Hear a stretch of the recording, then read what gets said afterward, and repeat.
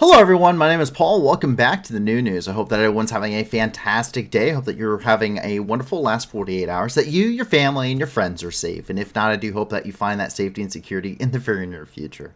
There's a ton of stuff that is happening in our world today, and there's been a lot of developments over the last 48 hours throughout the world, especially within the country of Ukraine, which is where our special report always takes off during during our nights that we're desperate, or that we're on here on the online. And what we end up seeing is that there's just a ton of stuff happening. And a lot of this stuff, generally speaking, isn't necessarily good. A lot of this stuff is relatively kind of upsetting.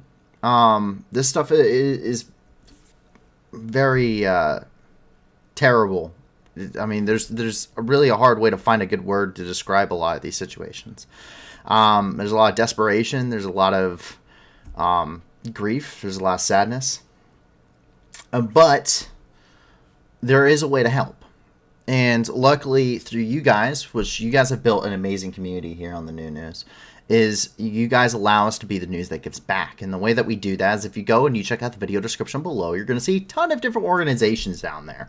All of them, 80% or more of the donations that they receive go directly to their programs. They cover all sorts of places throughout the globe. If you want to help people in Ukraine, if you want to help with humanitarian efforts, or even want to help with the war effort, we have ways down there to do that, to help fit troops down on the front lines in Ukraine, and also to help people in need in Ukraine, internally displaced people, people that require humanitarian aid, and people that have fled Ukraine to other neighboring countries. We also have ways to help people if you're wondering what's going on with Somalia, or if you're wondering what's going on with the Horn of Africa, Ethiopia, the Tigray region especially, where 90% of people are requiring humanitarian aid just to survive. Then please, we have things down there to do that. And if you want to help out, child cancer, for instance, we have something for that as well. If you want to help out people that are suffering, they're currently in the reconstruction phase of after being hit after several super typhoons there in Southeast Asia, we have stuff for that too. And we're constantly looking for more. So please continue to send us more links. We're constantly going through embedding the ones that we have already received from you guys, which is amazing. And we especially want ones that we don't necessarily may not cover yet, in areas that we don't have coverage on yet. We want to be able to help out everybody throughout the world with all of these topics, because there's millions of people that are affected by this. 345 million people, which is up from 80 million not but a year ago, according to the World Food Program Director from the United Nations, is currently in need of humanitarian aid. Now, before we jump into the news, please feel free to ask questions if you're here with us live tonight. I will be more than happy to address questions and comments. I am watching the live chat, so that way I can catch your questions and comments throughout the stream. A lot of this stuff is geopolitically, especially when it comes to conflicts, can be very hard to understand. A lot of this is very fluid. It's very some things just may not make sense, especially from somebody who's looking out from an outward perspective, may not have any experience behind it. That's totally okay. I'm not a subject matter in everything, but I do have some subject matter expertise at the lower levels within the military. So I will try to address these questions to the best of my ability. But to give you a little bit of a background on myself, if you're new here, I served as a corporal in the United States Marine Corps between 2016 and 2020. I did 2 tours to the Middle East. My first tour, I did 4.5 months in Syria and a month and a half in Kuwait between October of 2017 and March of 2018. I then did my second tour to the Middle East between October of 2019 and March of 2020, where I was in charge of the Javelin anti-tank team attached to the Crisis Response Company out of Kuwait. I then served as one of the 100 Marines that responded to the Baghdad embassy compound when 4,000 protesters attempted to overrun the U.S. embassy in Baghdad, and there I oversaw all anti-armor operations on the Baghdad embassy complex. From there, I went to the Red Sea and into Saudi Arabia, where I trained Saudi Arabian Marines as they prepare to deploy to Yemen to combat against the Houthi rebels as part of the Middle Eastern coalition there in the country of Yemen. I was an O-352 anti-tank missileman, but I'm also a fully cross-trained machine gunner. I am a fully cross-trained rifleman. I am a partially cross-trained radio operator, and I am also a fully qualified combat lifesaver Marine, meaning I've received medical training. And I am a subject matter expert in anti-armor warfare and armored doctrine, and I can speak much better at the tactical level. I have little to no experience looking at things at the strategic level. However, I will try to address questions as such outside of my spectrum of understanding of my subject matter expertise. I try to remain well-rounded in a lot of ways. I try to study history, study military theory, and I try to just... I have a lot of interest in geopolitics and that kind of stuff. So I try to remain well-rounded, but with anything, I always implore you, subject matter expert or not, I always implore that if any of these topics you find interest in or want to know more, please, I always implore you as a viewer to do your own research. There is no supplement for researching this stuff on your own. And with that, we get ready to jump in here and into the news, starting, of course, with our special report out of Kyiv. And what we see is a Kyiv that is in darkness. So throughout the country, there has been a lot of destruction amongst the critical infrastructure, specifically energy infrastructure, as a result of saturation of the airspace using Shahed 136 drones, Shahed 131s, as well as cruise missiles, specifically the KH-101 caliber. Which is something that we see very often being used throughout Ukraine. The purpose of these very large-scale bombardments, which started only but a couple weeks ago as a new phase in this war, is after a sufficient amount of these munitions were brought into the Russian arsenal, presumably from Iran, despite there being very obvious mounting evidence that it is Iran that is supplying these drones, which actually breaks a UN resolution on an arms embargo against them and the export of their weapon systems. The fact of the matter is that they received enough of these, and they have begun to utilize them after the destruction of the Kerch Bridge, which crosses the Crimean Strait, or the Kerch Strait connecting Russia and Crimea. Since then, Russia has targeted critical civilian infrastructure throughout Ukraine, and no city has been left untouched. Lviv, Kyiv, many other, Kyiv, Zaporizhia, Dnipro, every single city across the country, really, that has a major power plant has been struck. It has killed quite a significant number of civilians. Most of these do not reach their targets. Over half usually are shot down by air defense systems, and then the other half either miss their... for the most part, either miss their targets or can, destroy or cause minor damage to their targets. Most of the major damage is actually caused by cruise missiles. The point is, firing these things and launching these things in swarms makes it difficult for what little air defense systems that Ukraine does have, the patchwork of multiple types of systems and multiple types of detection ability with their different types of radar that they have been given or had inherently that wasn't destroyed already earlier in the war. But it saturates the air defense. So there is an inevitability that some of this stuff is going to go through. We've seen even police officers trying to shoot these things down with automatic rifles in the streets. But as a result, there are blackouts throughout Ukraine. Many parts of Ukraine do not have electricity at all, and that is impacting their ability to also have gas, of course, and running water. Kyiv is going through, not only are they struggling with issues of similar magnitude, but they're also dealing with things. They're trying to minimize the usage of electricity, trying to be energy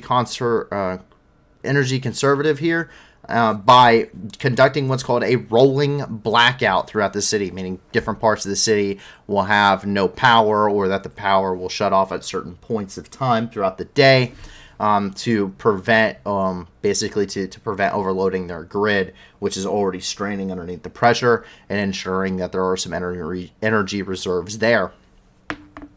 But we can see that here. We can see a Kyiv in darkness as the night descended upon Ukraine.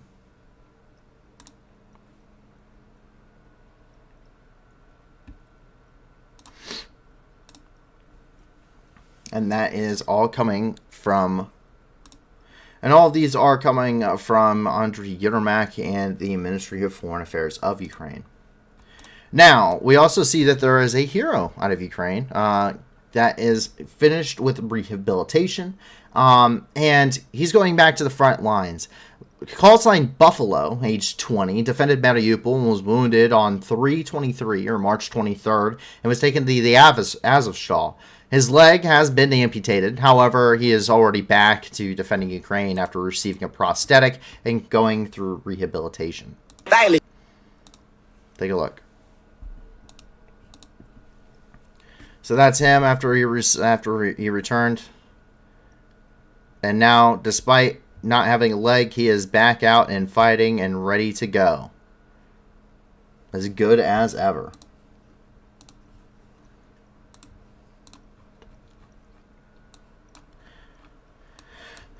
We jump over here and we immediately skip over the Kharkiv area today, and we immediately move into the Donetsk region, into a lot of the fighting here within the Donbass, which is where the most significant activity has been ongoing for the last couple of weeks. Now, what we're seeing up here is out of the city of Sverdlovsk here into the north, just across the Seversky Donetsk River. Unfortunately, a profession in fraught risks ended up claiming yet another victim. While clearing out the areas around Sverdlovsk of mines, booby traps, and unexploded ordnance, a member of the Ukrainian EOD team was killed when a piece of unexploded ordnance that he was handling ended up detonating. So unfortunately, that did end up killing him. And this is getting reported by Pavel Krylenko there from the scene.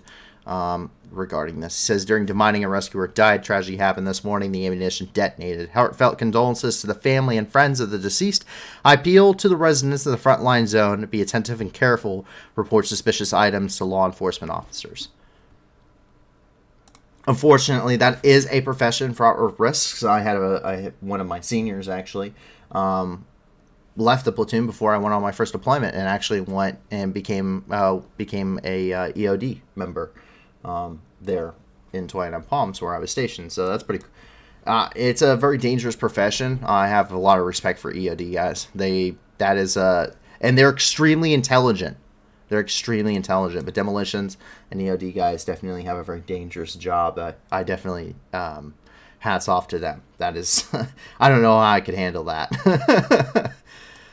Coming down here and into Kramatorsk, we get our daily Donetsk update coming from Pavel Krylenko, once again, who is the head of the Donetsk Regional Military Administrations. And he said, quote, Russian aggressors fired missiles at the Donetsk region on October the 23rd. 6 people were killed and 4 citizens were injured.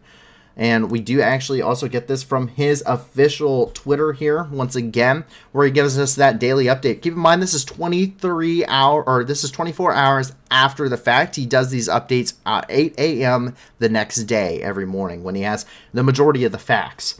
And what we see is, at this point, he gives us a little map kind of showing where these are. Keep in mind, these casualties do not include areas such as Volnovakha or Mariupol or other places within the occupational zone under Russian control.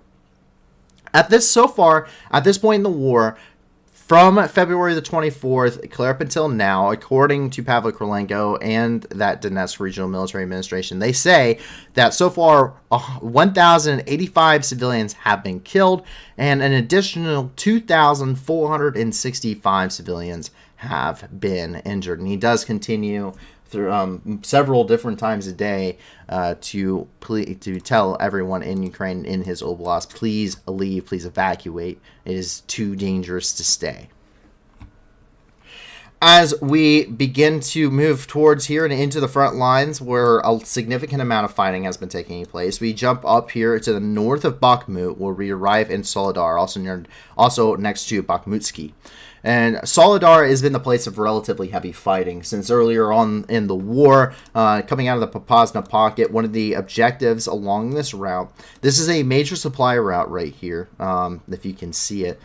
This is the E40, and it runs all the way through, coming out from Luhansky and down here towards the E50, which links up with kind of this general area near Horlivka and Olchevsk. And this E40 road runs all the way through just past Bakhmut, all the way across the Donetsk region up by Slavyansk, and would be able to be connected to Liman had things continued on the course of the Russians concentrating their forces within this area and actually being successful on the battlefield, which we're very well aware that they weren't. Since then, the furthest Russian forces were able to make it was onto the outskirts of Soledar and onto the outskirts of Bakhmut. Over the last 48 hours and over the last few weeks more so, we've seen a significant amount of fighting in these areas, and Soledar is no different. The Russians in this area put forth some of their most seasoned troops, specifically members of the Wagner Group, which is a Russian private military corporation that was begun. It was founded in 2014 by a man named Yevgeny Prigozhin, who is inside of Putin's inner circle, and he is known as, his nickname is that of Putin's chef, because he used to cater all of Putin's private parties. The fighting has been very, very heavy in these areas. It's been very, very terrible. It's a battle of attrition of each side whittling down their opponents, and that brutal fighting, some of the most brutal fighting we've seen thus far throughout the war, it does continue, but there are being gains made. There is very little give or take between Russian or Ukrainian forces here within this part of the front around Soledar as far as we're tracking. We'll get to some of the more major gains here when we jump down a little bit further south. But this is Ukrainian troops destroying one of those I believe this is a T-72 main battle tank of the Russian forces here around Soledar. And it's pretty quiet here, but you can see that T-72. It's in a dugout fighting position here. It's meant to put it into a turret defilade and provide some protection cover. Of course, he's using the wood line for some concealment. But it's very hard to conceal against drones, which we've seen very heavily used throughout this war. And, of course, artillery. We can see that artillery starting to coming in. That first round, obviously, they're going to have to adjust. But what this does is it forces the crews to button up their hatches. This narrows their field of view. One, and two, it also forces them to... It basically creates a differentiating air pressure inside and versus outside the tank, which can assist with the catastrophic destruction of the vehicle.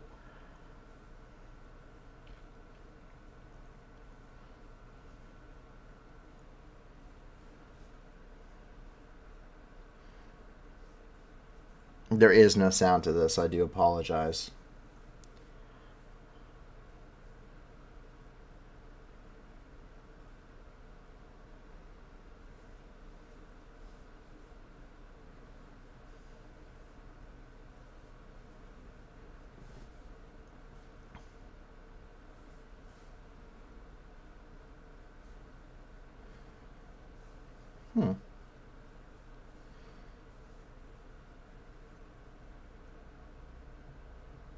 And it looks like that tank has decided to bug out. You can see, I believe that's a hull of another destroyed tank back there. That's decided to bug out.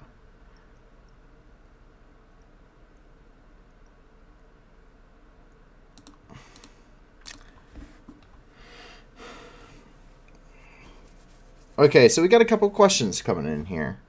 So the first one comes from Barbara Christina. Good to see you back there, Barbara. And she asks, barrage balloons. Could an updated version help Ukraine protect its citizens from drones and low-flying attacks? Used World War II to protect civilians in England cities, and cheap to make very effective. Well, let me pull up what you're talking about so that way I can show everyone else. I know what you're talking about. Some of the best photos actually come from the Normandy landing for barrage balloons. Barrage balloons.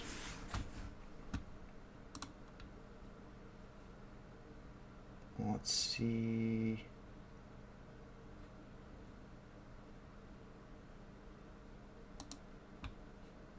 Let's see if I can get a good photo here. I apologize, I'm trying to pull up a good photo.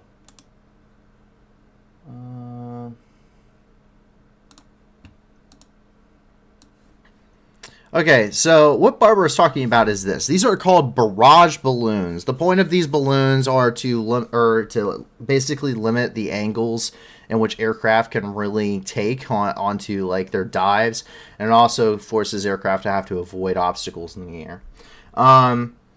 Now,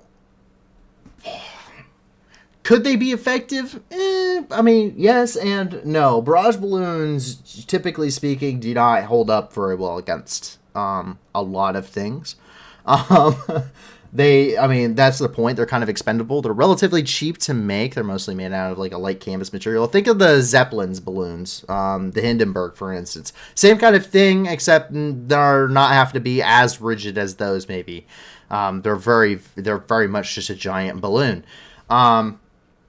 These can be effective in some cases, but most of what you're seeing are. These drones aren't like aircraft. They're not. I've seen a Stuka, for instance, in person. One of them is actually, if I'm not mistaken, up the science. Yeah, that would be the Science and Industry Museum in Chicago. One of the only surviving Stukas, GU-88 Stukas, actually in the world is there. And these aren't small. These are very large aircraft compared to what you may think. These are very large aircraft. Most aircraft are. They're very impressive in size, actually. And so these are great against those because it's a large thing, right? Like it's large, it's cumbersome.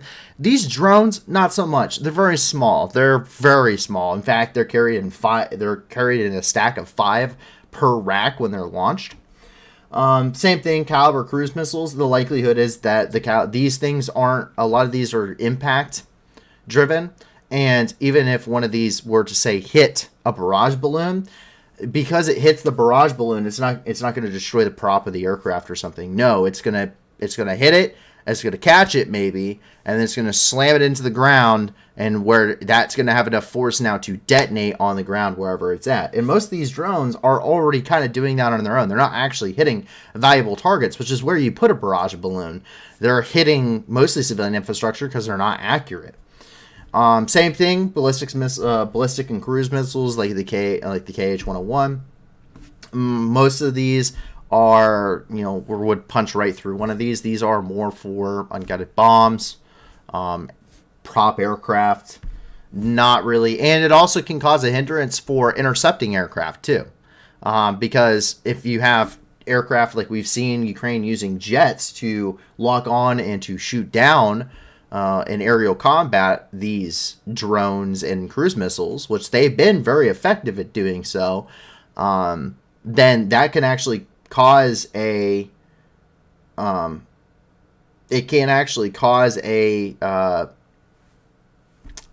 something pretty catastrophic if one of the jets were to hit it. If that makes sense. I'm not saying it's impossible. I'm just saying that I don't know. There's usually, when it comes to military tactics like this, there's a reason why they were phased out. And despite the fact that barrage balloons were around, and despite how extensively they were used, London still got hit with a very significant amount of V1 and V2 rockets. So it's possible, but I don't know how effective it would be, especially in the modern age. But another obstacle can't hurt, I guess. So for the other thing that we got here, coming from Delta Aviation 23, Delta Aviation asked how many T-72s, B-3s of Bridge 2016 does Russia have left? That's very hard to determine. Russia really didn't release a whole lot of good numbers. They released that they had an armor force of over 4,000 vehicles, most of which were in storage. Most of those were not upgraded variants. When you're talking about the T-72 B3s and B3Ms, which are the more modern versions, the B3s are more of like a 2011, B3Ms are the 2016s.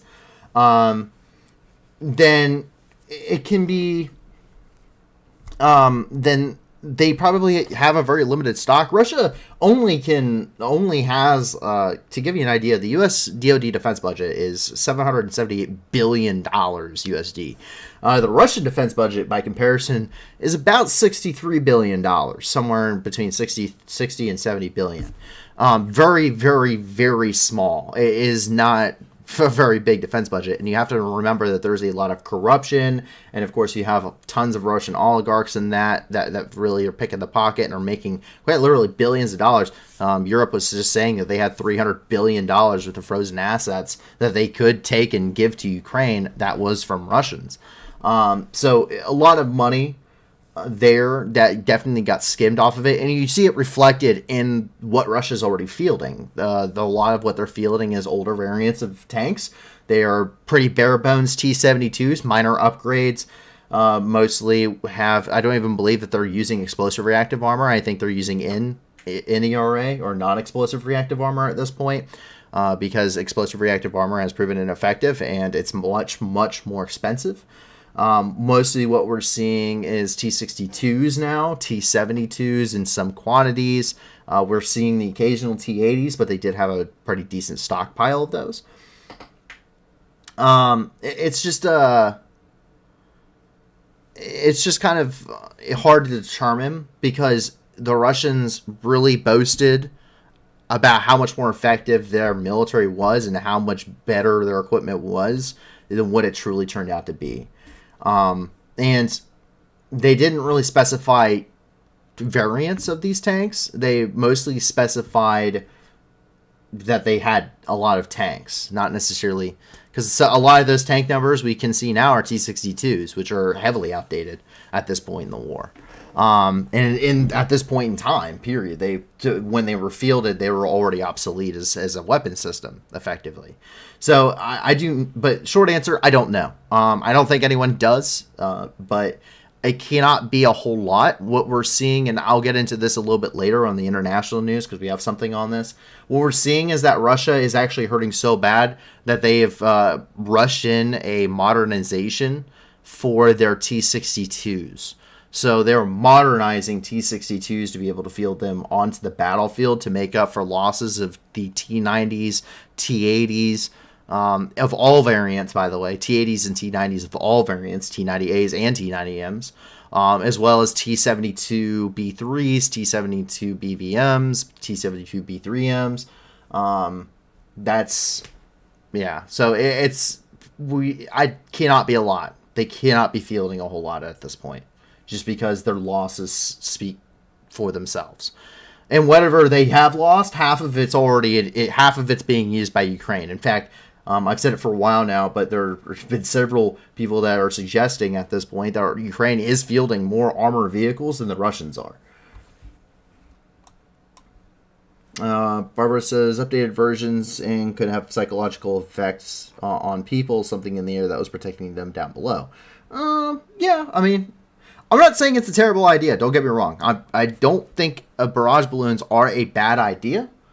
But like T-62s, I think it's an obsolete one. I think is what I'm kind of hinting at.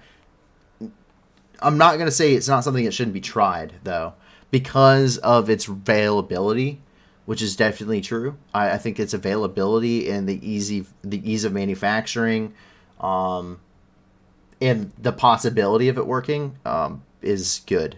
I think especially in a war, you should try everything.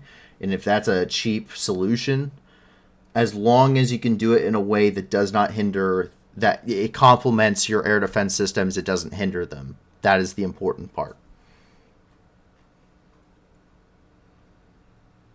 John Collier says, soon Ukraine is facing the biggest outdoor war museum on a battlefield. Still, Ukraine needs more heavier weapons. That is 100% true.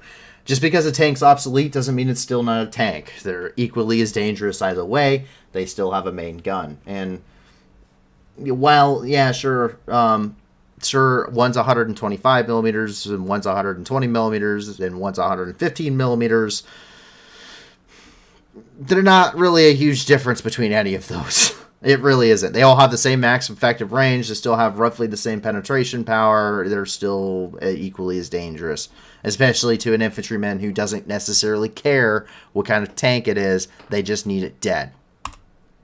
With that, we roll into Bakhmut. We're going to see Ukrainian troops seeing success around Bakhmut. Once again, in this area, in this part of the front, Ukrainian troops are locked in very brutal combat against the Wagner group, which is pushing for Bakhmut. They need a win. They have to get a win somewhere. The losses, the morale are too low, and the recruitment numbers for the Wagner group are too low. They want a PR win. Despite the fact that this really plays no strategic importance for the Russians at this point in the war, other than it's sucking Ukrainian troops out of other areas in the front. we are seeing that Ukraine did make some breakthroughs today. The extent of those breakthroughs, I do not know. We do not have enough evidence to really to say just how far back they have pushed or how far the Russians actually got to Bakhmut. So the map hasn't changed itself, but we do know that there has been successes on the battlefield. Seasoned troops of the Russian Wagner group were pushed back out of the outskirts of the city, and pretty brutal fighting. During the fighting of the last 48 hours, Russian troops ended up Russian troops ended up shelling a local hospital. However, there were no casualties reported. We can see this coming from several different sources. Take a look. Пидорский миномет, баба. Хуеплет ебаний. Хай він тебе в стволу зарветься. Ірда кусок.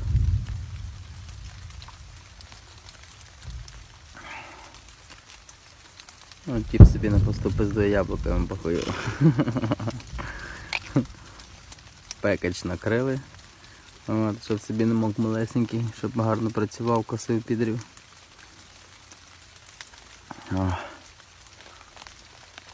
Що там?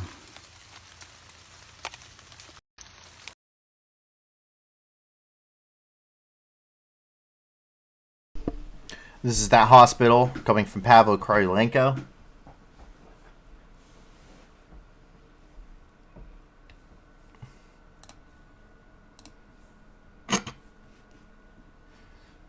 You can see some of the destruction here around the city of Bakhmut. And I mean, this city has been under constant fighting for months now.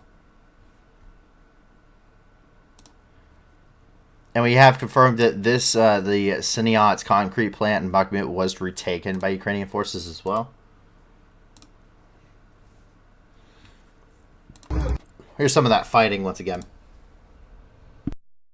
Ебаш, уже ебаш!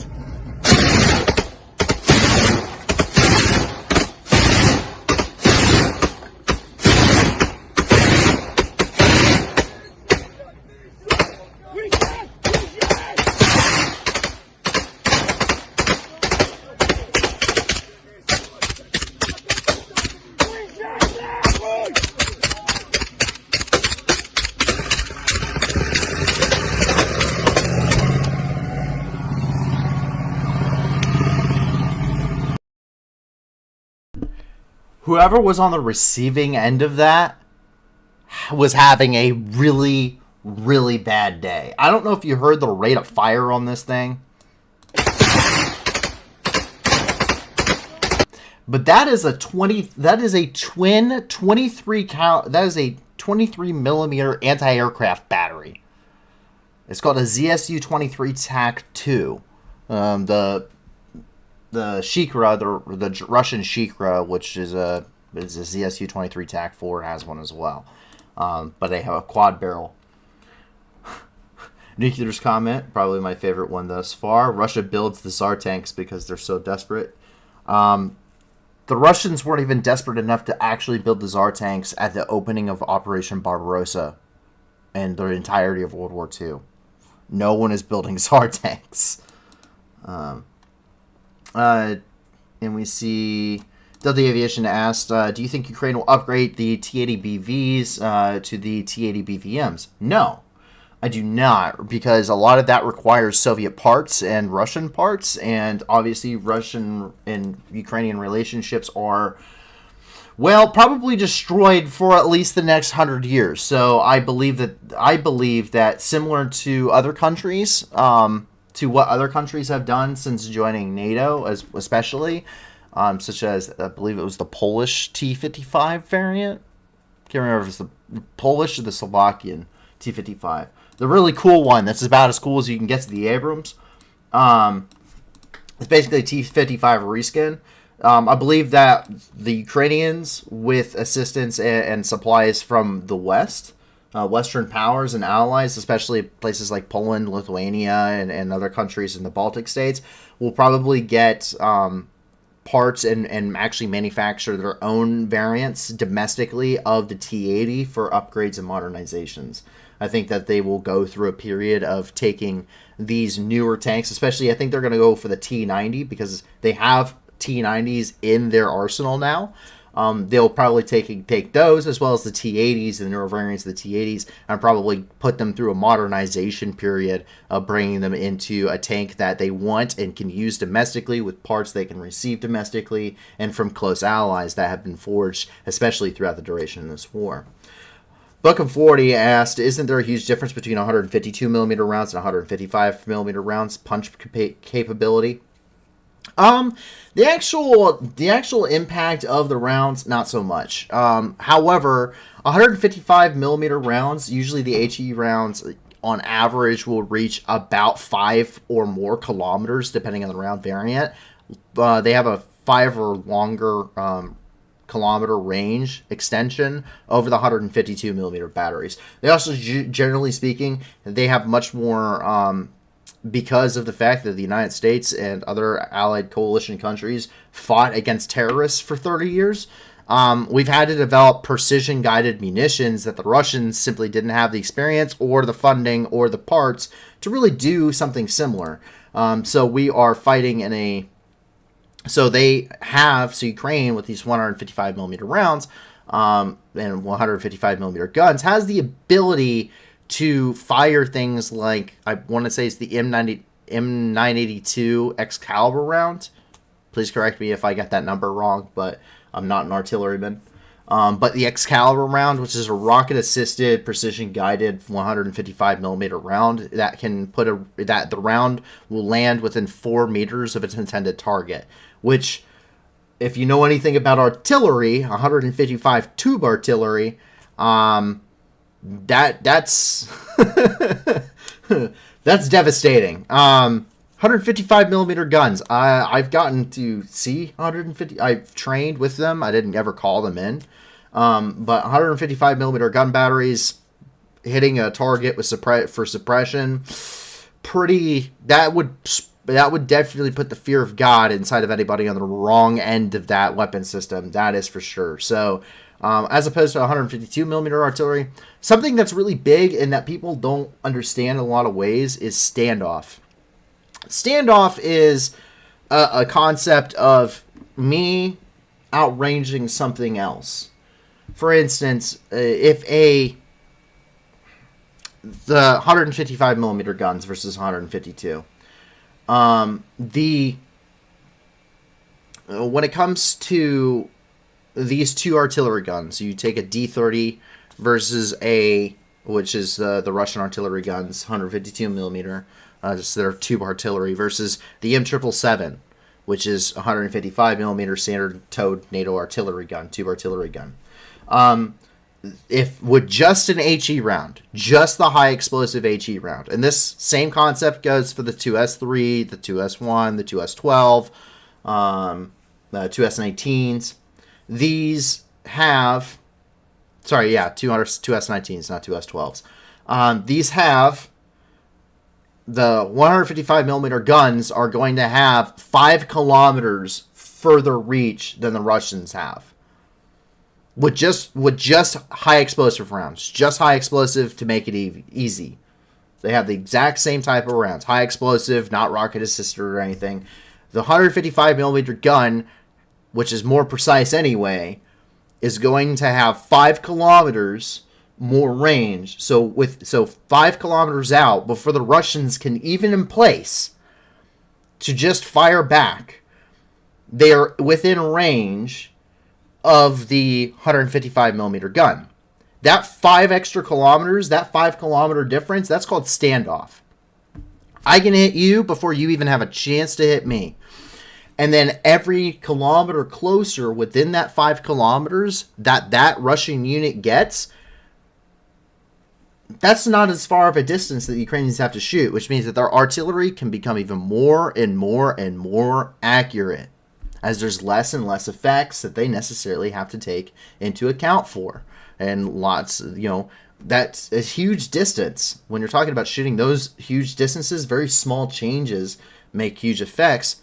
and it creates, that can decrease the spread of those rounds. You can start using different sheafs, which is the pattern that you want. Like if I want to put a linear sheaf, I can put a linear sheaf, which just means I'll put artillery rounds down a road in a straight line. You have different types of sheaf. You have box sheaves, you have circular sheaves, linear sheaves. But that's what standoff is. Is I can hit you for 5 kilometers before you even have a chance to set up your artillery guns and shoot back. That is an advantage in and of itself, even if they were on equal footing, let alone the accuracy improvements that the M777 does have. And so the capability there. Same thing, tow systems. The average range of a main tank gun for the Russian army, regardless if it's a 115 millimeter main gun for the T-62, or if it's a T-90's 125 millimeter main gun, both of them, they regardless, they have about a max effective range of 4 kilometers or 4,000 meters. Certain tow missiles will go past that. I don't think I can actually give you the range on some of those, but they will go past that. And most of them, pretty much every variant hits about that with a tow missile. And there's 8 different types. So you can pick and choose what you want for the job, if you have them available. But tow missile is meant for a standoff distance, meaning it's great for defensive emplacements and hunting down tanks at a distance for screen lining and blocking positions. Whereas the Javelin is better for light infantry or for more mobile hunter-killer teams, usually using light vehicles and setting up defensive emplacements where you have other advantages and standoff isn't necessarily a factor that you can use. So that's kind of the methodology for anti-armor warfare between what system you want to use. But if you can, I mean, that doesn't mean that these things won't do damage at close range. It just means that these are better for long-range defensive engagements or to block movement for another one versus Javelin, which is better for hunting tanks. Bookham asks, the TOW is wired, right? Yes, TOW stands for Tubular Launch Optically Tracked Wire-to-Command Link Guided Missile. Meaning it's tube-launched, optically tracked. I'm watching it with my eyes. Wire-guided missile was the short one. As we move down here and into the south, we end up around the area of Kuryamivka, where once again Russian shelling ended up pounding the city. In fact, it landed mostly within residential areas. Russian shelling ended up killing 3 people total. A couple was killed after a shell had a direct impact on their house. The neighboring house caught fire and subsequently trapped the homeowner inside, burning him alive. And we do have that update coming from Pavel Krylenko. Keep in mind, this is a residential area. This is a neighborhood.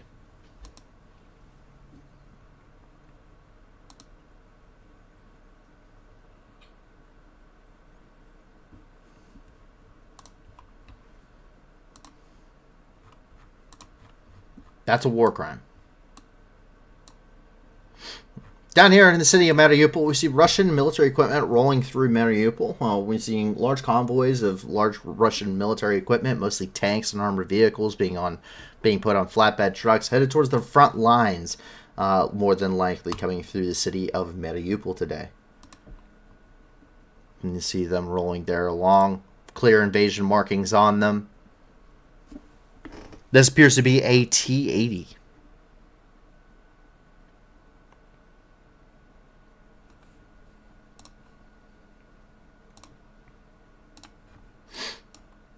We're seeing close air support continue on the front lines coming from the Ukrainian side. The Ukrainian Air Force, while still pulling double duty as they are using quite a significant amount of their fighter aircraft to hunt down and destroy cruise missiles and drones throughout Ukraine as the latest strikes have shifted their priorities. We're seeing that the Ukrainian Air Force is still providing very good close air support of their ground forces, maintaining steady stream of sorties to the front lines. And in general, the Ukrainians have seemed to be able to conduct combined arms warfare doctrine much better than the Russians, which it seems that it only seems to be happenstance that they are conducting combined arms. The Russian Air Force seems to not integrate very well with the basic infantry on the front lines. They seem to have very difficult time. The Russian Air Force seems to have specific objectives to go hit without really any coordination with the ground forces there. Whereas Ukrainians seem to actually be calling in air support in a somewhat proper way, but still there's a way to go there.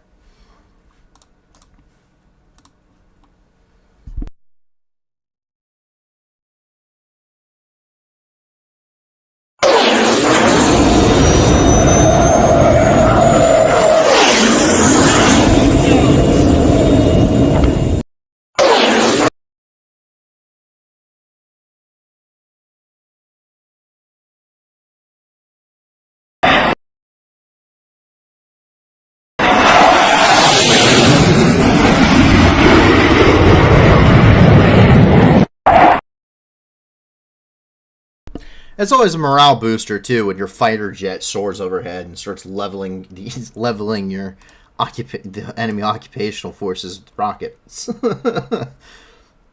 And a little bit of an uplifting news story here. So this is somewhere closer to the front lines. We don't think it's directly on the front lines, but somewhere closer to the front lines. A Ukrainian pilot is operating in the area of his town, of where his family is at. He actually overflew the street where his family lives, so that way his daughter could see him.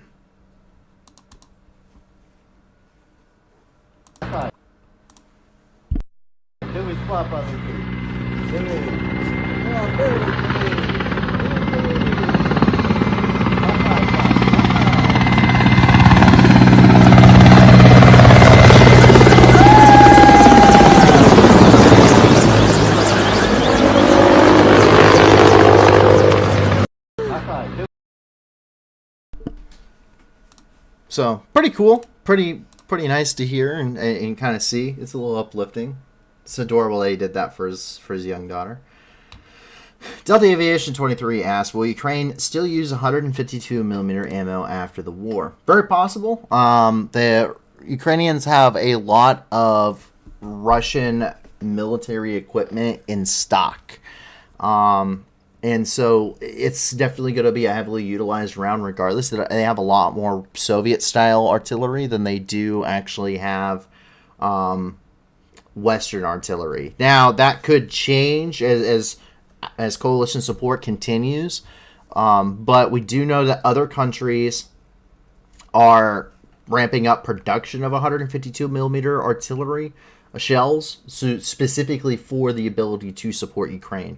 So that could be a factor as to what they use in the future, as well as just what do they have the majority of, what can they get readily available parts for.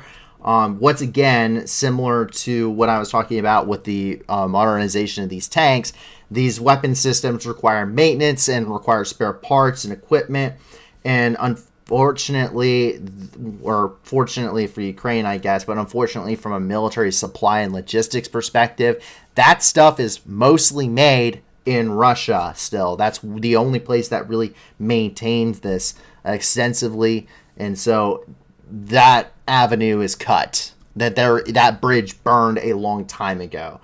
I believe it will take at least 100 years for relations between these countries to stabilize in some meaningful way.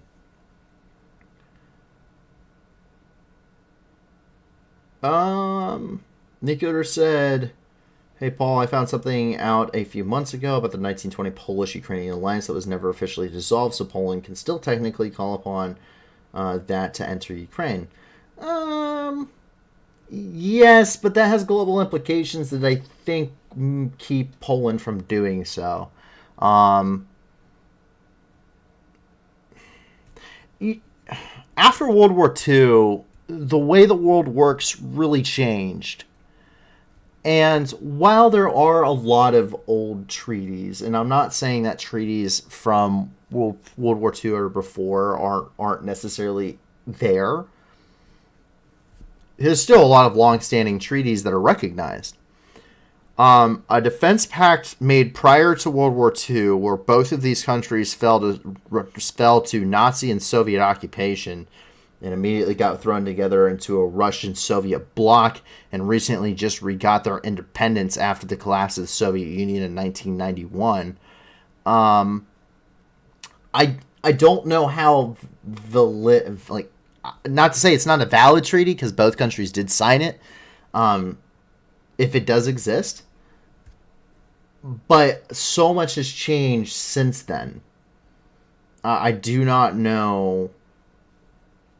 I don't know if that's something that would be accepted enough to do this. I'm not saying the Polish wouldn't, because the Poles are. If there's one country that's going to go support Ukraine in a direct combat role, it's going to be Poland. It will be Poland. Poland is foaming at the mouth to invade Belarus and Russia. Poland is like the dog that is just trying to rip the neighbor's leg off, but it just can't quite get to him because it's on the end of its chain. That is Poland right now. Poland, if there's one country in this world that has no problem jumping in behind Ukraine, it's Poland. So, not saying that the Poles wouldn't, but the situation has changed so long that there needs to be some kind of a justification, and I don't think that a 1920s treaty is that justification. I don't think that justification is there, regardless of if it's still in effect, regardless of anything else. It's just, yeah. I don't think that it's a viable option for them at this point. Does the USAF still use the F-15 Strike Eagle? Yes. Yes, the United States still uses the F-15.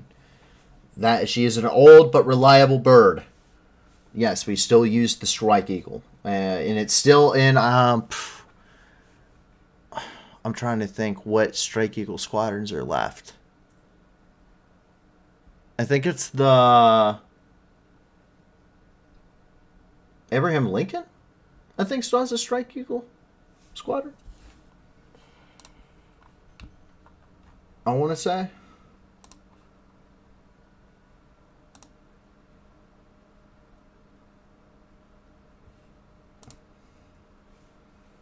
Nuclear Second telling me to check our memes channel on Discord.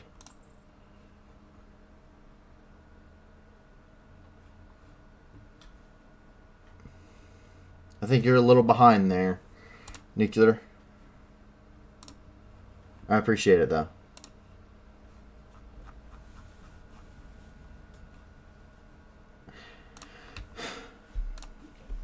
But anyway, as we continue, we move over here to Zaporizhia, where the president of the Motor Sishi was arrested. So the president of the company Motor Sishi, which is headquartered in Zaporizhia, is one of the largest aerospace engine manufacturers in Europe, meaning they build helicopter engines, engines for jets, engines for fighter aircraft, all sorts of stuff like that. And anyway, he was arrested by the Ukrainian SBU, and he is suspected of treason for assisting the Russian forces during the invasion.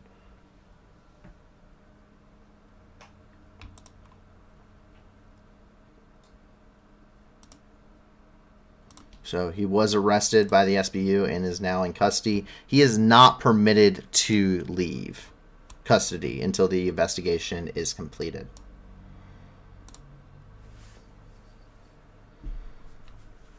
And we see that liberations do continue. As of October the 24th, the Armed Forces of Ukraine have liberated more than 90 settlements in the Kherson region, according to Operational Command South.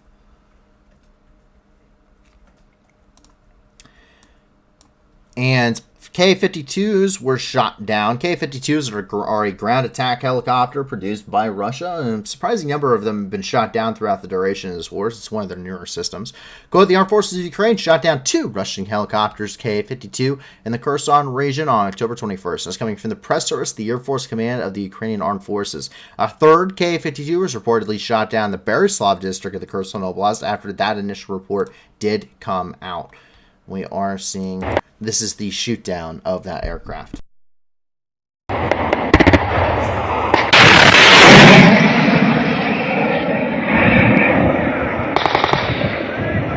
Yes! Yes! Yes! Yes!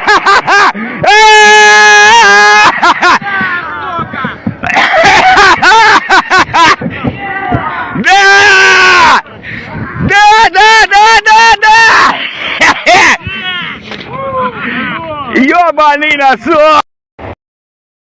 I think that man is happy they shot down a K-52. So we can confirm at least one K-52 successfully shot down. And they're saying, too, this is coming from the General Staff of Ukraine. I apologize, that was very loud. And then, once again, the General Staff of Ukraine did turn around after that post, and they did state that they had shot down yet another one. They shot down a third one about 9:30 tonight local time in the Berislav district. In Novokhovka, Ukraine is conducting precision strikes against the Russian forces as they press closer and closer to Novokhovka and to Kherson. And we're seeing both cities being struck pretty much simultaneously at this point as the pressure mounts. Using weapon systems such as HIMARS, the M270 Mars 2 system, they're striking at Russian headquarters, logistical infrastructure, and troop congregations and concentrations in and around the city of both of these strategic cities and crossing points across the Dnipro River. This is from the strike in Novokhovka. Reportedly, at this point, my understanding is that this is on a headquarters and barracks area of the Kadarovites, which are Chechens fighting behind the Russian cause. Kadarovites are pro-Russian Chechens. That's why they're called Kadarovites. They follow Kadyrov. They're not actually. They are technically Chechens, but the Chechens don't like them.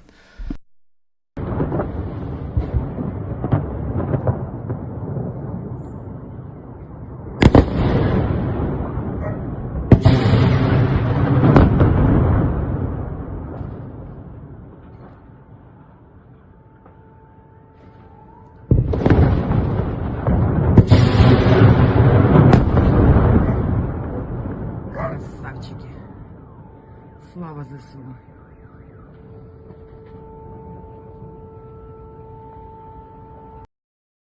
I don't know if anyone else caught the rod of God coming down. There it is. So there's the rod of God. I'm about to go meet some Kadarovites there. So this is the HIMARS missile coming in where my cursor is. That's the HIMARS missile. And as you watch, there it goes. Yep. That's so HIMARS missiles are accurate within 1 meter of their intended target. So within 1 meter of their intended target. That means that missile was meant to hit there. It 100% meant to hit its target. And that means it's putting a missile between me and my camera that I'm talking to you on. That's how accurate these things are.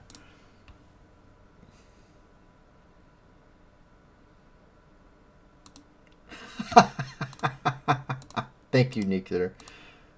This is what Nuclear has sent in the memes channel that when we were talking about Poland. It's NATO and Poland's waiting for a Russian missile fragment to hit their territory so they can trigger Article 5. Yes. Yes. That is Poland if I ever saw it. So when I was deployed overseas during my second tour, I made friends with a lot of people from Poland. I made friends with the intelligence officer for the Polish Air Force that was there in Kuwait, as well as a bunch of their pilots and air ground crews, and some of their special forces guys that were coming out of Syria and getting ready to rotate home. They're really good guys, really great to talk to. I met, they're pretty awesome. I'm pretty sure I still have his WhatsApp. I just haven't talked to him forever. But they were cool. And this is actually something that we had talked about, because one of the things that really struck me is that they really, really hated the Russians. And when I was in Syria, I had to deal with the Russians. And they loved the fact that I equally did not like the Russians. Because of my personal experience. I don't hate Russian people, I just hate their military. I'm sorry if you're Russian. I hate your military and your government. 10 out of 10 would do it again. But they're awesome to talk to. They're hilarious. Good people all around. So, but yeah, that's that's it. It was it was very forthcoming. The Poles did not like the Russians. Did not like the Russians at all. And like I said, the Poles or the Polish people and the Polish military are foaming at the mouth to enter this and finally kick Russia's ass. They are really, really eager. I've seen a lot of good Polish memes. If you have any good Polish memes in your Honor Discord, please feel free to post them. I laugh every time. Over here in the Kherson Oblast, statues are regrouping. Oh my god. Russian forces are conducting a tactical or fighting withdrawal from the Kherson region west of the Dnieper River. They appear to be taking some of the famous statues from Kherson with them, and these statues appear to be regrouping with Russian forces.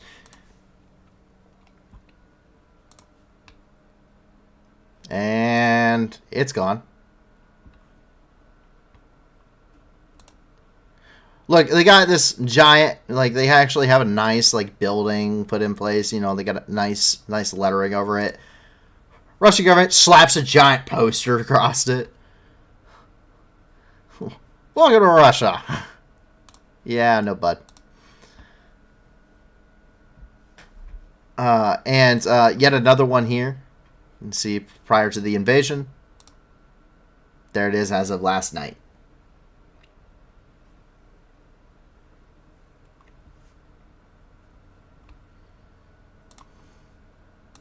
So yes, they're stealing statues, which are cultural heritage items.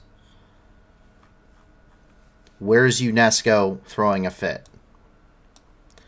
Mykolaiv was bombarded with S-300 missiles. S-300s, or SAM missiles, were surface-to-air missiles intended to hit aerial targets, such as drones, incoming missiles, and aircraft.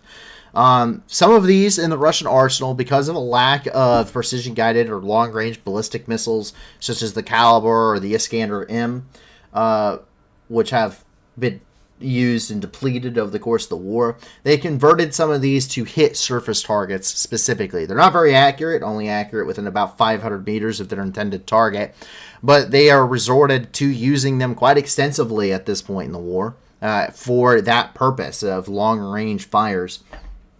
And we see that happening here.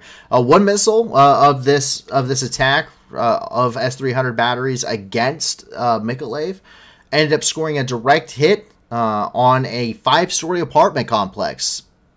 Cratered at the top of the building. No casualties reported. There was one man. They did revise it and say there was one man with very minor injuries, scrapes and cuts and stuff, but no major injuries, no major casualties reported. Could not be treated at the scene. In addition to this, 11 Shahed-136 drones were shot down in a swarm attack on this region earlier, according to the General Staff of Ukraine. We're getting this reported from HARDSHIPS UA.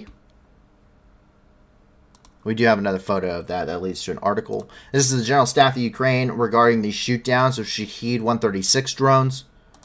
You can see 11 enemy drones were destroyed in the Mykolaiv region. 3 more Shahed-136 were shot down, and other units of the defense forces. 2 more barrage munitions, which managed to break through the southern direction, were destroyed by anti-aircraft guns of the Air Command East and Air Command Center. And coming from the National Police of Ukraine, you can see some of the damage caused by those S-300 missile strikes on the city of Mykolaiv. We see that direct impact on that 5-story apartment building, which collapsed and cratered in the top part of the building. It's very impressive that no one was killed or seriously injured in that attack. It really is.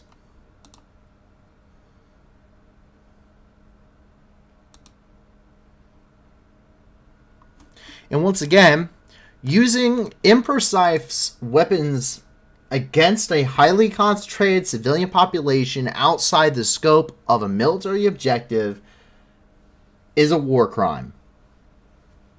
It's a war crime. It's a war crime on the 1949 Geneva Conventions. It's a war crime according to Protocol 1, which was adopted in 1977. It's a war crime. Something else I want to point out. When it comes, since I decided to talk about war crimes here, a lot of people have talked about, well, the United States hit, the United States during the opening of Desert Storm and the opening of the invasion of Iraq and the opening of the invasion of Afghanistan hit all this critical electrical infrastructure and hit all of this, stuff, and it put Baghdad in a blackout and all sorts of stuff like that. And so why is it that when Russia does it, it's a war crime? Well, because there's actually laws about this. Also, the war in Iraq wasn't popular to begin with, and people in the United States heavily protested the war, and people around the world protested the war. And they also didn't disappear or get sent to the front in the war doing so. So that kind of tells you, it wasn't popular when it happened when we did it, But secondly, the purpose of hitting infrastructure in that kind of a capacity is not to put people through suffering.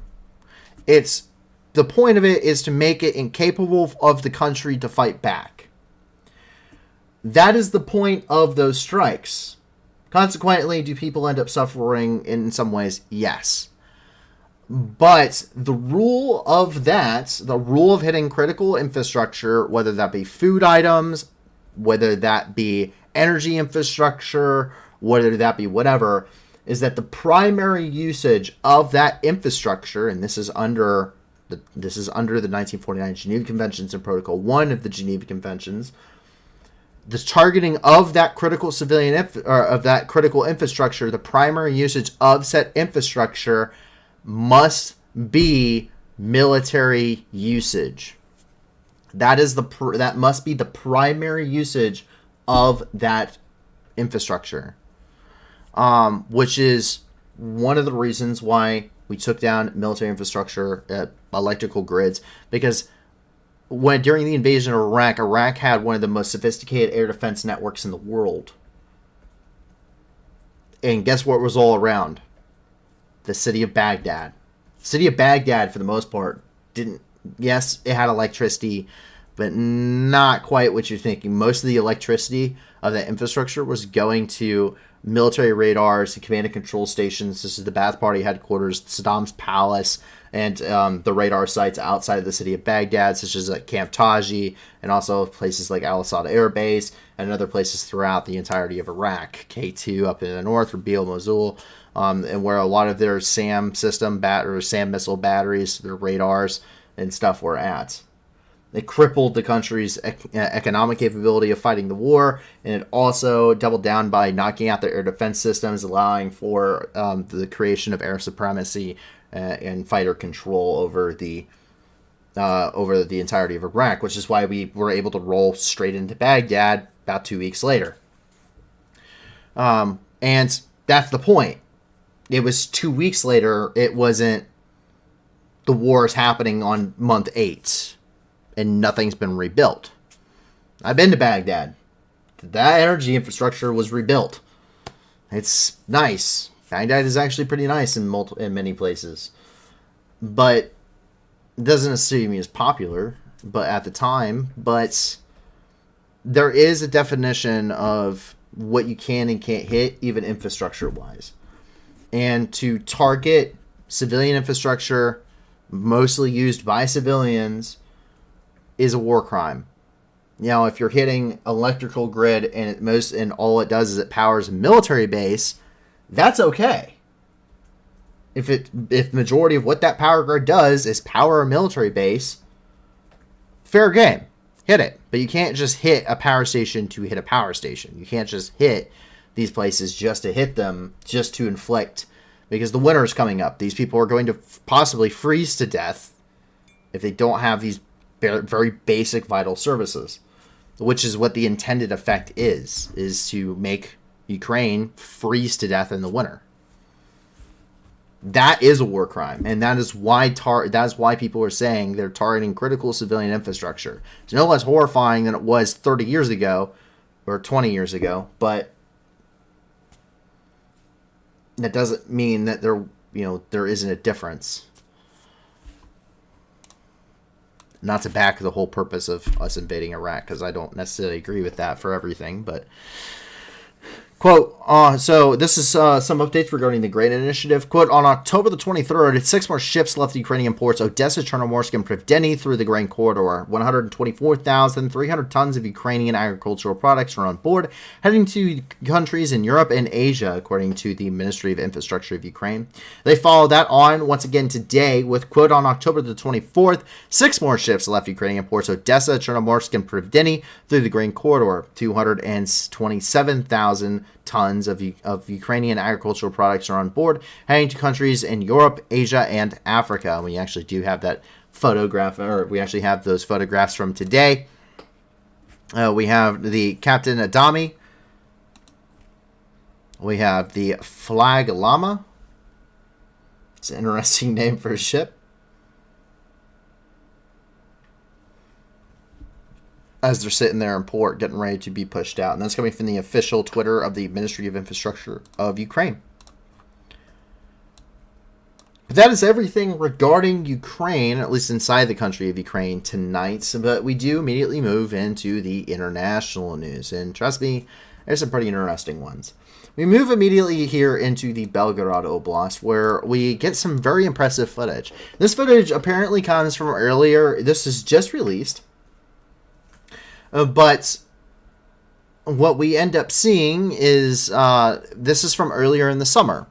And while this was highly reported as a shoot down by Ukrainian manpads, it doesn't appear to be the case. This appears to be the case of one of those jets that ended up crashing earlier this summer in the Belgorod Oblast, and this is the footage of that. The terrain features do match. A lot of people have actually geolocated this to being in the Belgorod Oblast earlier in the summer. This is not a recent shoot down. As far as we as far as we are able to confirm, the validity of it, it is valid. It did happen. It has happened within the last year. This is new footage, but it is not, from all of our sources, we do not indicate that this is a shoot down. This is an aircraft accident of a Russian Su-25 that crashed earlier this summer. So I have seen it reported as both. This is not a shoot down. This does not appear to have been shot down by Ukrainian forces anytime recently. It does not appear to even be taking place in Ukraine, but very close to the border. Take a look. This is still very impressive footage.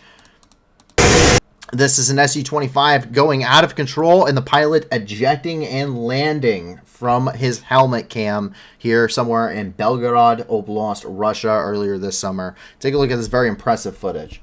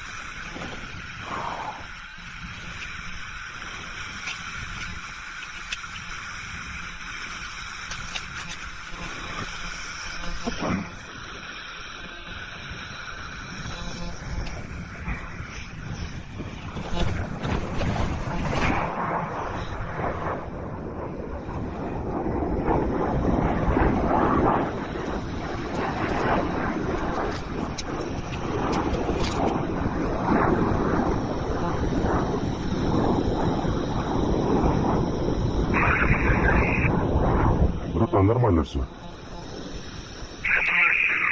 Да, наблюдаю.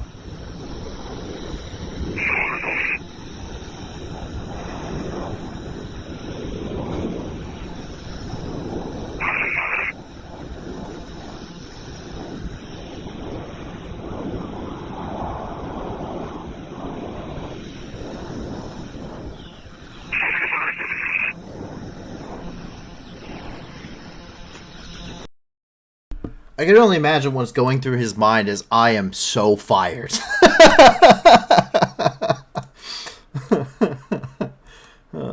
It definitely did not sound like it was a very good landing. That sounded rough, and you could hear him grunting as he hits the ground. That did not sound like a good landing at all. Some interesting developments here. This is coming out of the Bryansk Oblast, which is over here. It's in the northeastern part of Ukraine's border. And out of the Bryansk Oblast, this is right where the equipment comes in from Belarus, to and from Belarus, and into the northern parts of Ukraine, and over here into Russia. And a rebellion seems to be starting to grow. Anti-war factions here in Russia, specifically in the Bryansk Oblast, set off explosives along a section of rail line used to transport military equipment between Russia, Belarus, and Ukraine's front lines. We do have those photos here of the damage. You can see that train has effectively derailed there. And you can see the blast crater underneath, as well as several missing chunks of the rail line. You can see these are completely splintered. This will take some time to repair, and this is going to be pretty devastating on the Russian ability to conduct logistics. As most of their heavy logistics are conducted via rail line. You can see the complete warping of these tracks.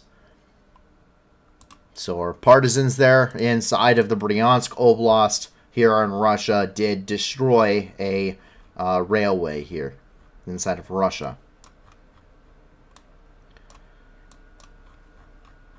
Up here in Moscow, today's hot topic out of Russia, and the newest justification for this, God, it just keeps getting crazier and crazier, folks.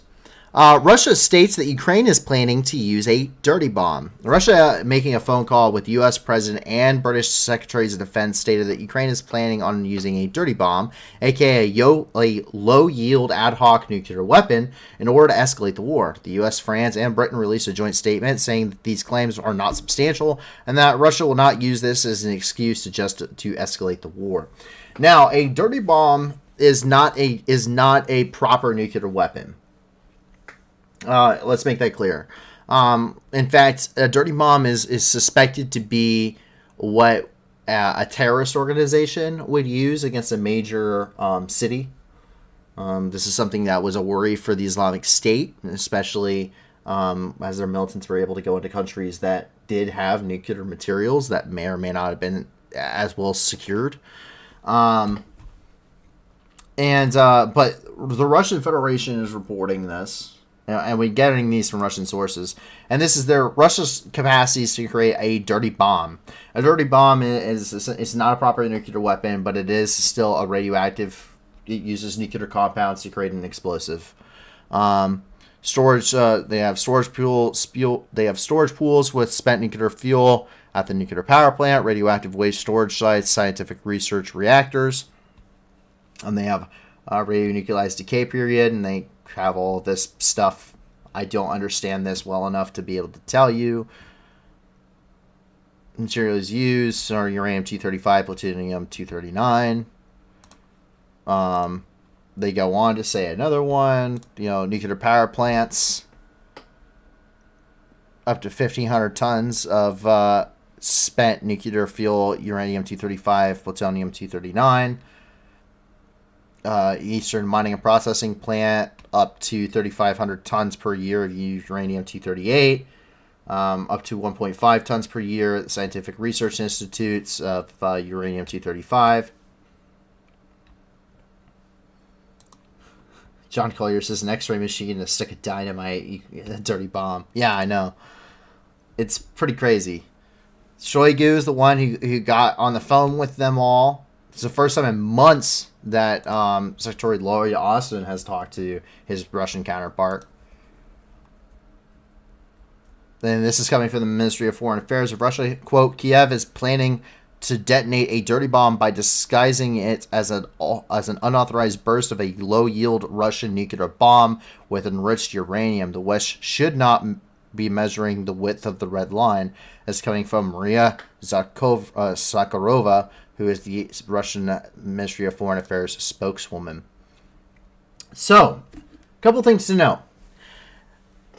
In 1994, a part of the deal with Ukrainian independence and ascension to independence is that they had to give up their nuclear weapons to Russia and the United States.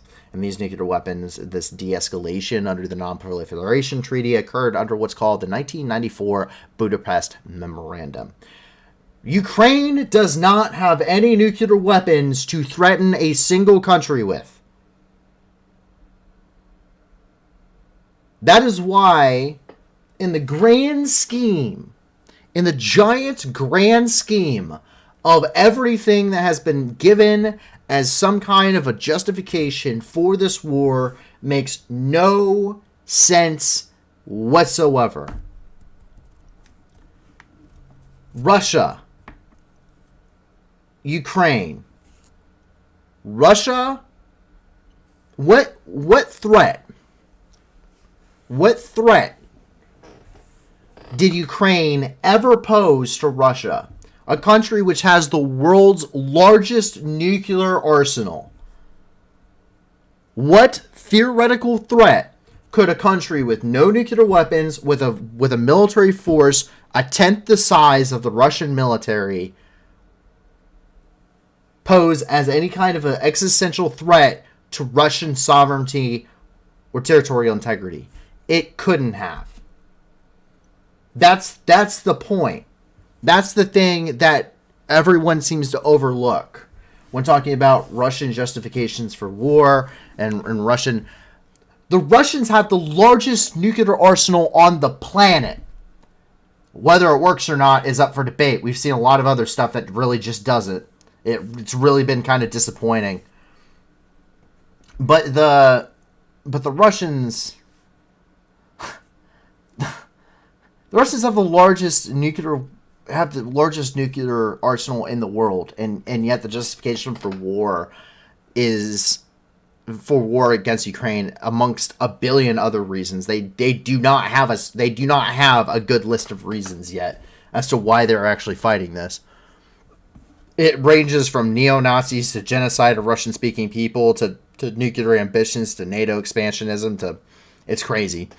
But anyway, under the 1994 Budapest Memorandum, Ukraine gave up its nuclear weapons, and they gave them to, guess what? Guess who? The Russians.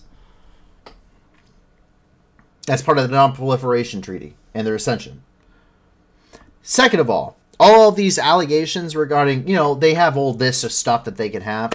The International Atomic Energy Agency, or the IAEA, when they went to the Zaporizhzhia nuclear power plant to set up operations there, actually also visited all the other nuclear facilities across Ukraine and found in the report they did not find any kind of discrepancies or complications with any of them, meaning that they didn't find anything wrong, anything missing, any safety measures that weren't being followed that would allow for Ukraine to actually conduct a dirty bomb kind of thing, which means that it has been independently, internationally verified by the leading atomic energy organization, by which even the Russian atomic scientists have to get their certifications through, that Ukraine has no missing nuclear material or anything else. So the possibility of them building a dirty bomb is insane.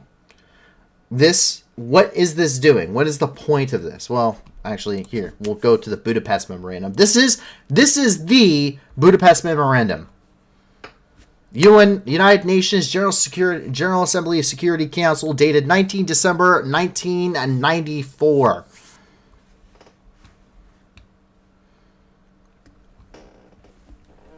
Upon instructions from our governments, we have honored to transmit here within the text of the Memorandum of Security Assurances in connection with Ukraine's accession to the Treaty of Non-Proliferation of Nuclear Weapons, signed 5th December 1994, by the Presidents of Ukraine, the Russian Federation, and the United States of America, and the Prime Minister of the United Kingdom of Great Britain and Northern Ireland in Annex 1. And the text is a joint declaration issue of the 5th of December, the national leaders. What does it state? Confirm the following. 1. The Russian Federation, the United Kingdom of Great Britain and Northern Ireland, the United States of America reaffirm their commitment to Ukraine in accordance with the principles of the final act of the Conference on Security Cooperation in Europe to respect independence and sovereignty of the existing borders of Ukraine. Once again, the Russian Federation is to respect the independence and sovereignty of and the existing borders of Ukraine. The Russian Federation, the United Kingdom of Great Britain and Northern Ireland, and the United States of America reaffirm their obligation to refrain from the threat or use of force against the territorial integrity or political independence of Ukraine, and that none of their weapons will ever be used against Ukraine except in self-defense or otherwise in accordance with the Charter of the United Nations. The Russian Federation, the United Kingdom of Great Britain and Northern Ireland, and the United States of America reaffirm their commitment to Ukraine in accordance with the principles of the final act of the Conference on the Security and Cooperation in Europe to refrain from economic coercion designed to subordinate their own interests and exercise by Ukraine of the rights inherent in its sovereignty, and thus to secure advantage of any kind. The Russian Federation, the United Kingdom of Great Britain, and the Northern Ireland, and the United States of America reaffirm their commitment to seek immediate United Nations Security Council action to provide assistance to Ukraine as a non-nuclear weapon state party to the Treaty of the Non-Proliferation of Nuclear Weapons if Ukraine should become a victim of an act of aggression or an object of a threat of aggression in which nuclear weapons are used.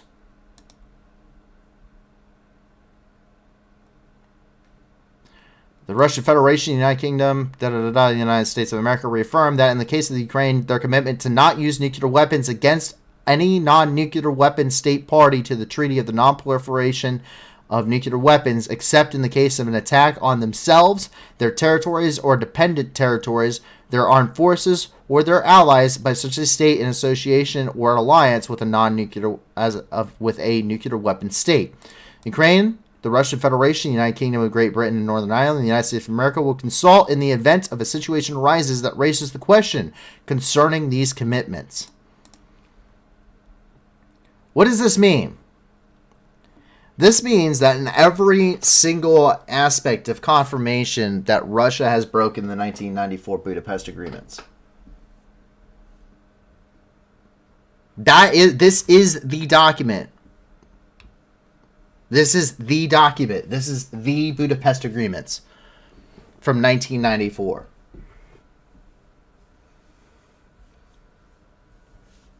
So what is all of this? Well, why would Russia do this?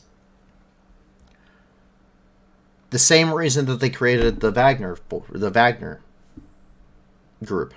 The exact same reason that they created the Wagner group. In 2014, Yevgeny Prigozhin created the Wagner Group. The Wagner Group is a Russian private military corporation that is operating throughout the world and has been used to attack U.S. military forces. February the 7th, 2018. Battle of Kasham and the Conoco gas and oil fields in the Deir ez-Zor province of Syria.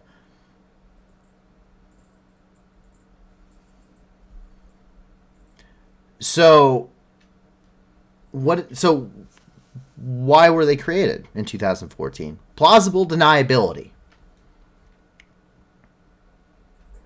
Now, there isn't any reasonable plausible deniability that can happen now. But what Russia is setting up, and appears to be setting up,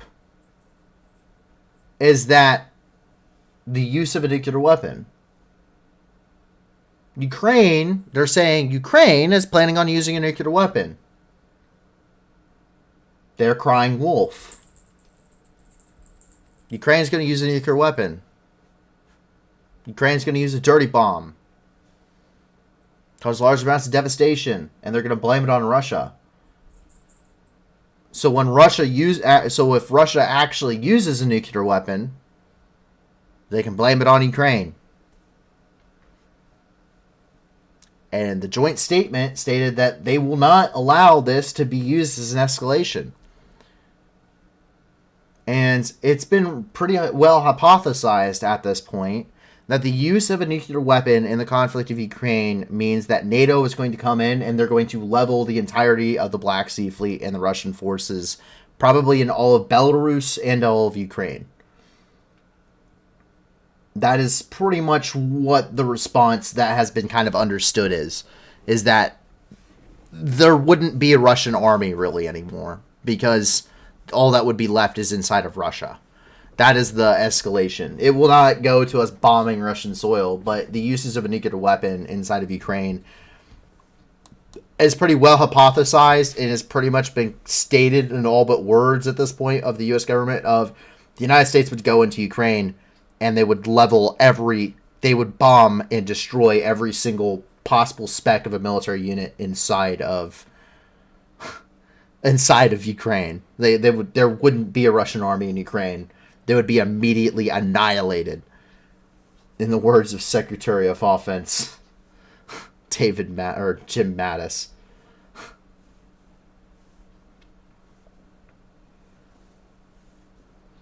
Yeah. But here's the thing, NATO has already made their claim that they will immediately respond if such a weapon will be used. Exactly. Like once again, Russia wouldn't have a Black Sea fleet. They would be sunk immediately. And here's the thing, NATO, everyone talks about, wow, Russia's held off in NATO for 8 months so far. Russia's held off against 1.7% of NATO's expenditure annually for 8 months and struggled. The total aid, military aid, humanitarian aid, and financial aid to Ukraine has totaled $100 billion, roughly. I looked at the numbers myself. It totals roughly $100 billion total. Every country that's ever donated any kind of aid, equipment, or anything, the quantity, the price number on that is about $100 billion. The U.S. DoD defense budget alone is $778 billion. That doesn't include the 32 other nations that are either part of NATO or are ascending to become part of NATO. That doesn't even include their defense spending. They quite literally are not beating NATO. They haven't even beat they are having trouble with 1/7 of the U.S. Department of Defense budget allotted for an irregular year. For just the right, because when this year happened, we saw issues on the horizon, but it's not like we just dumped all of our, and the U.S. production capacity, like 3% of everything goes to war effort. Like, goes to, most of your defense spending goes to pay for, like, just maintenance. The U.S. economy is capable of 97% of everything produced in the United States alone of going to the war effort. We did it. Peak, May 1943. Peak production in the United States. 97% of everything produced in the United States went directly to the war. The United States hasn't even lifted its pinky, and Russia is struggling. That's the reality. I've seen what we're capable of. It's wild. I've seen it with my own eyes. No, I don't think anyone understands how crazy we physically can get. Like, just the ferocity of modern warfare.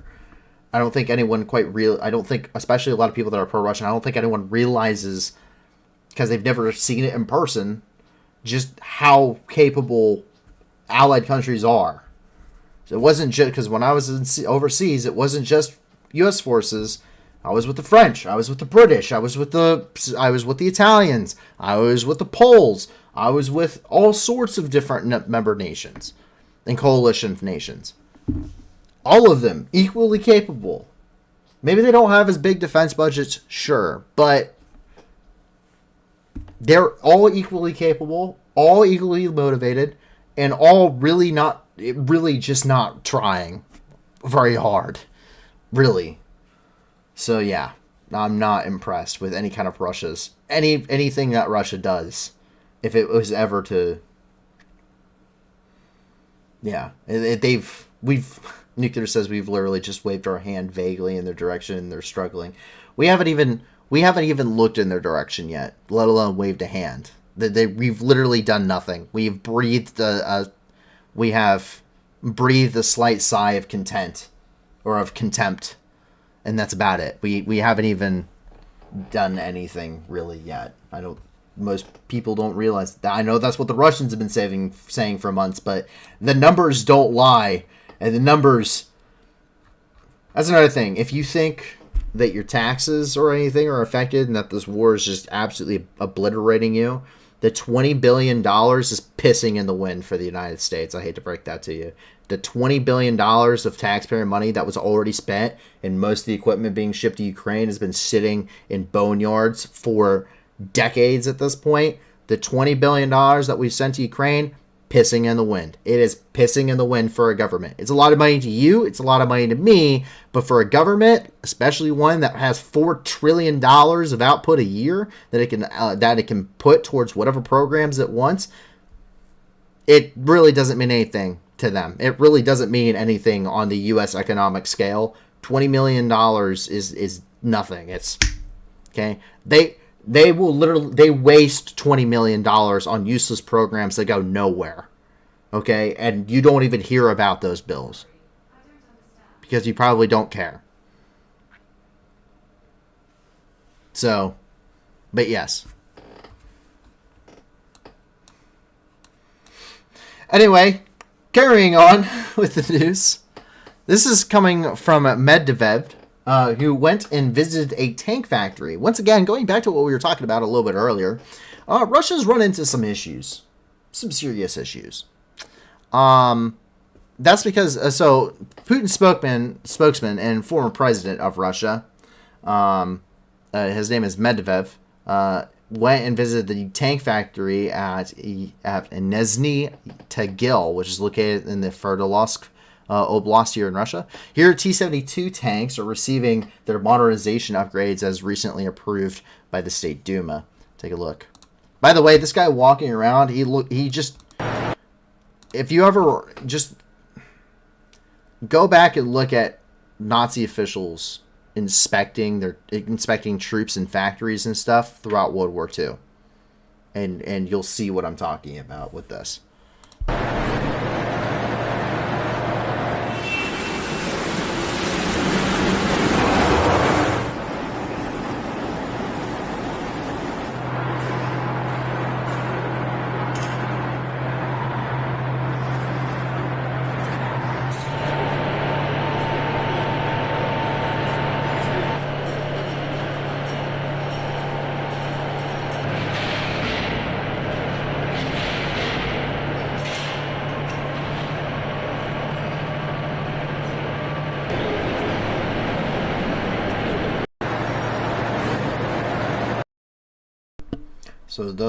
So those are different tanks getting upgrades. T-62's getting upgrades, and it looks like there's some T-90Ms and stuff in there too. But there you go. And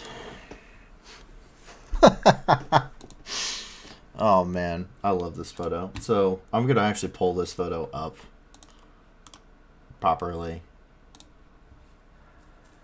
There you go. So that's the photo we have for this.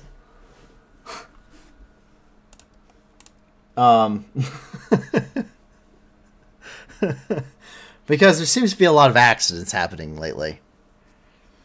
So apparently there's some Top Gun happening here inside of Russia, and I figured it was worth posting this photo. So if we were going to get at least one meme, it was going to be this one. After an Su-30SM took a nosedive today in Irkutsk in Russia.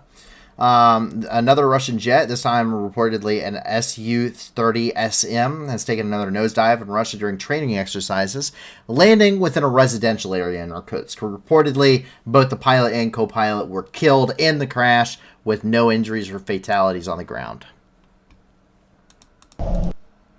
Here's some dash cam footage. Russian dash cams. You gotta love them, folks.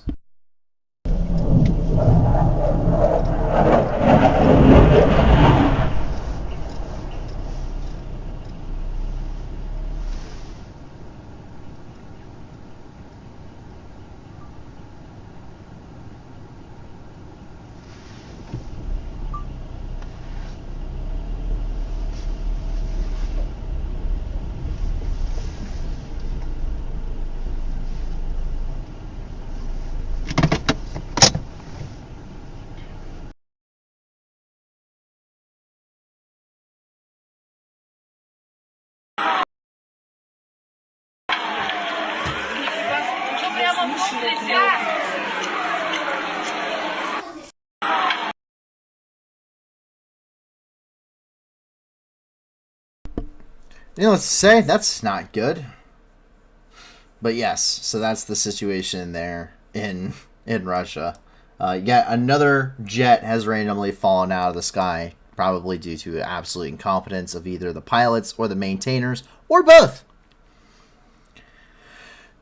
But that wraps up Europe. As we jump down here and into Syria, we jump over here to Aleppo, where 8 Islamic State militants were detained during a counterterrorism operation in the province of Aleppo. The military police, the pro-Turkish groups, detained 9 militants of the Islamic State. The operation took place the day before in the city of El Bab, with participation of gendarmerie of the Turkish armed forces. Among the detainees were a self-financier and a jihadist involved in the supply of weapons to the group. According to law enforcement agencies, the Islamic State militants were involved in the assassination attempts on police officers, Ankara mercenaries, and journalists in northern Syria. Now, something to take note that I was recently hearing about earlier is the fact that there's the worry right now of a resurgence of the Islamic State within the Middle East. So that may become something more prominent that we see going forward. A lot of analysts are expecting a resurgence of the Islamic State in the Middle East due to the very poor geopolitical situations and turmoil ongoing in this region. You can see those captured Islamic State guys. I'm curious. Yes, they have. He might not have. I can't tell if that's... So, something that is one of the things that you can tell is an Islamic State militants really well by.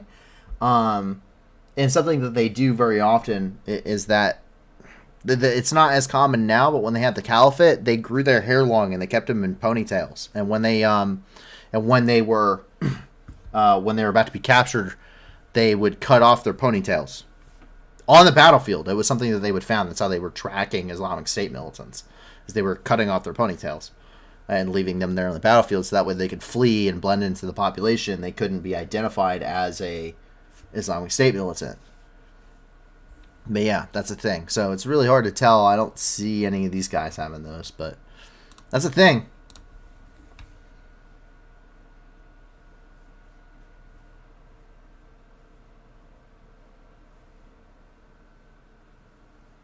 Nuclear says, regarding the pilot in Russia, he says, the pilot made the typical War Thunder mistake. I hope he learned from that lesson to become an amazing player. Well, he and the co-pilot died. He and the if you were to reference the Top Guns movie, then that would be the great Balls of Fire scene, but personified. Or the Goose death scene, but more of a comedy feel.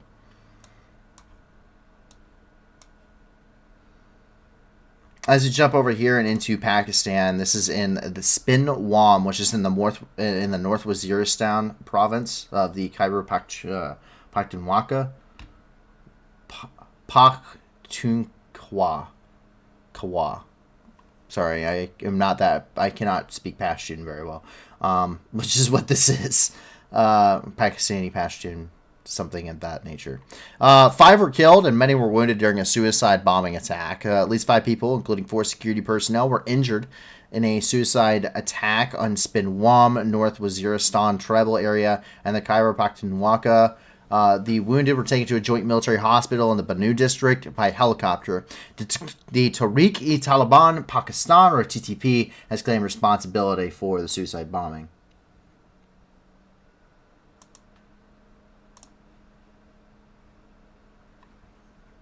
That's coming from the Khorasan Diary.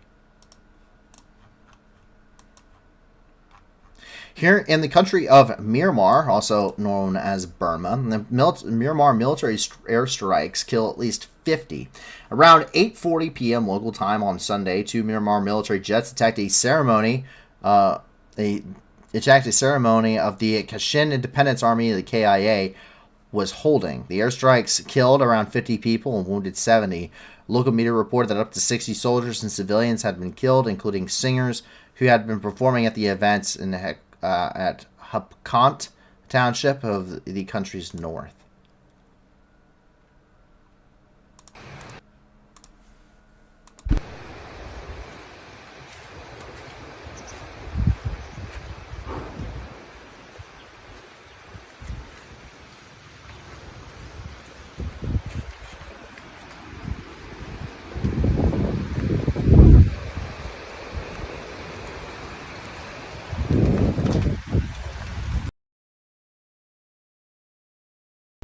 Please don't clip me in my terrible pronunciations. Please don't do that to me.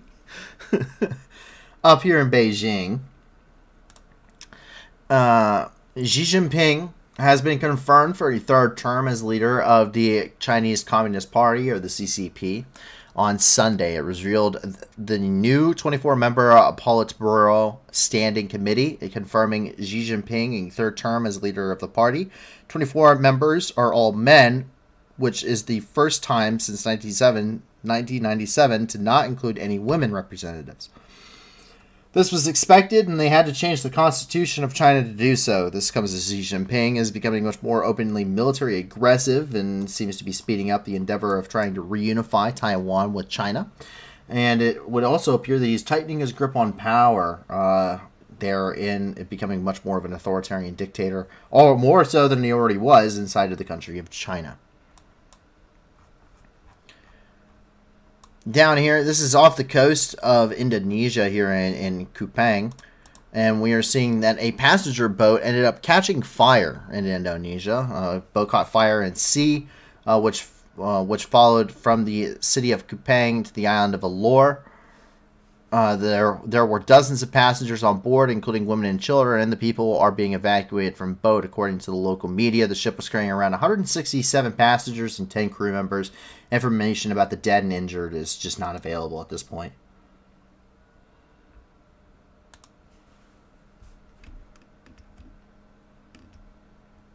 Oi, Basarnas, cepat tuh. Basarnas, Kang Tega. Di Pulau Kupang.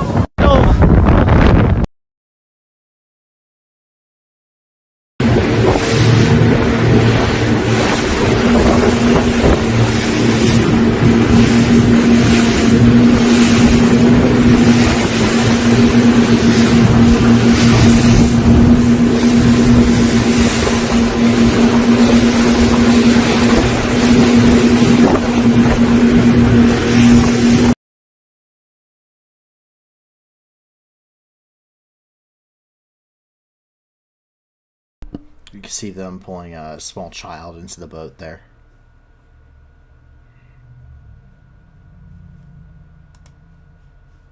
Once again, we do not know of any dead or injured from that incident at this point.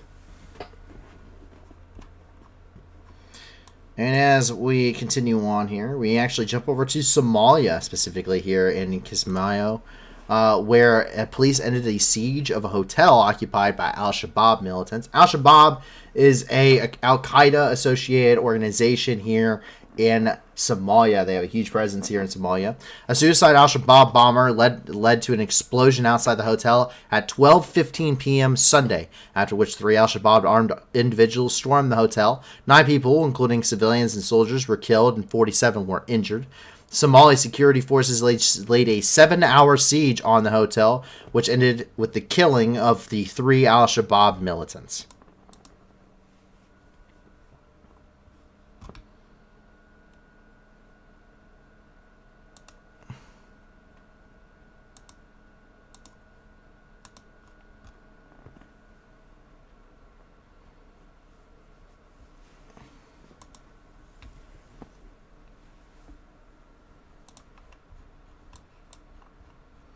And as we continue here, we jump over here to Nairobi, where a Pakistani journalist was shot dead. A 50-year-old Pakistani journalist, Arshad Sharif, was killed by police officers in Nairobi, Kenya. It is reported that the police might have mistook Mr. Sharif's vehicle with the vehicle of a child kidnapping suspect and therefore fired at Mr. Sharif's vehicle when it kept driving after being flagged by police. The car reportedly has 9 bullet holes on Mr. Sharif's side, and his body appears to have 2 gunshot wounds. Mr. Sharif was a Pakistani journalist who is critical of the Pakistani military. He fled Pakistan 2 months ago after being charged with sedition over an interview. His wife requested the public to respect the privacy of the journalist's family.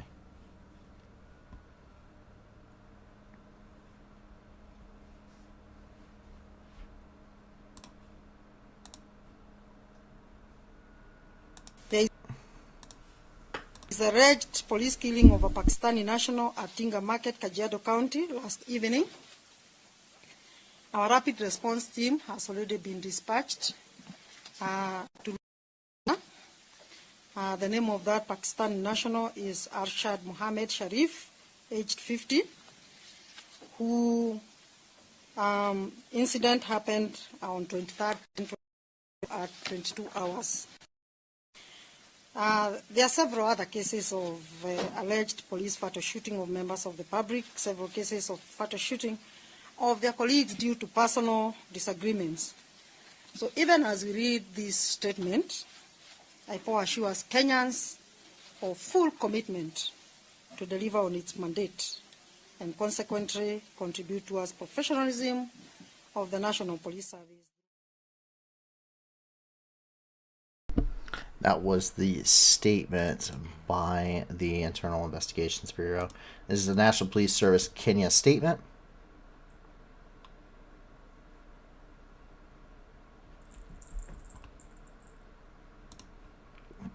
The Foreign Press Association Africa, or FPAA.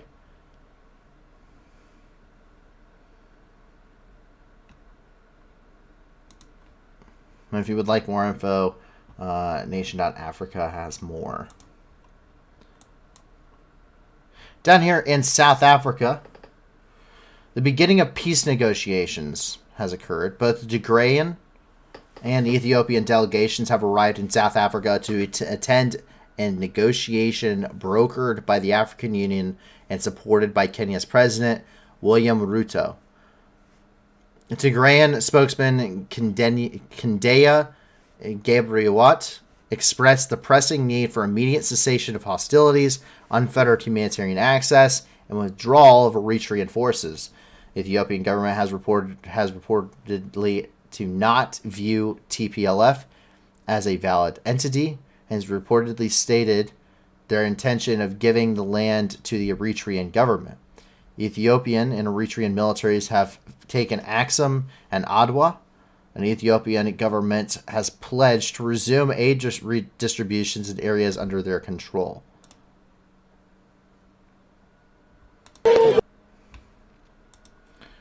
That appears to be a little bit I'm not really comfortable playing that, so we're just not going to do that. This is the satellite night view of Tigray. So this is November of 2020.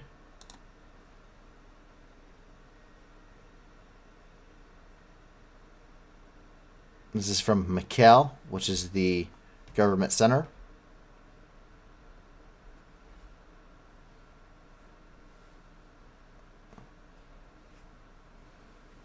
This is when Tigrayan forces recapture Mekelle in June 2021.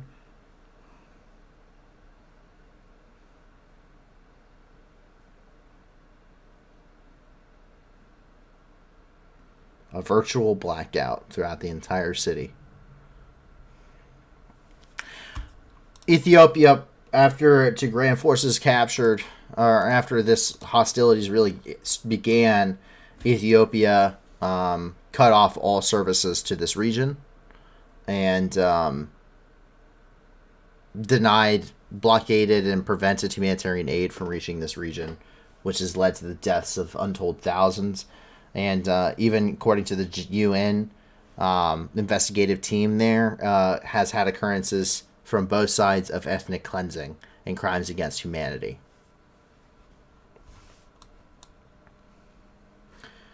As we jump over here and into St. Louis and across the Atlantic here, a gunman killed at least 2 at a St. Louis high school. A gunman broke into a St. Louis high school on Monday and killed 2 people before police shot and killed him. He was identified as a recent graduate from Central with no prior criminal history. 4 of the victims who were injured on in the shooting were 15. 3 others were 16. They suffered injuries ranging from gunshot wounds to fractured ankle and facial abrasions. Police did not publicly identify the gunman's 2 victims that were killed, including a woman who died at the hospital and a teenage girl who was pronounced dead at the scene.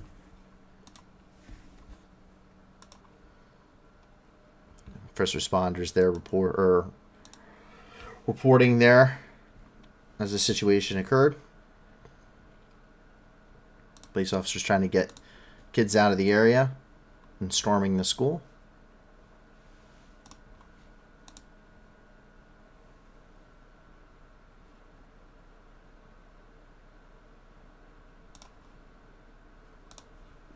So, unfortunately, another shooting at his school here in the United States in St. Louis.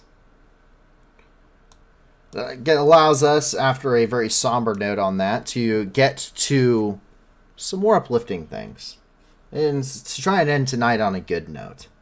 And we start that off over here in London, where revolutionary smart glasses let deaf people see conversations in real time. The XRAI glass is a pioneering software product with a mission to enrich conversations for hundreds of millions of people around the world who are deaf or hard of hearing. Maybe I could use these.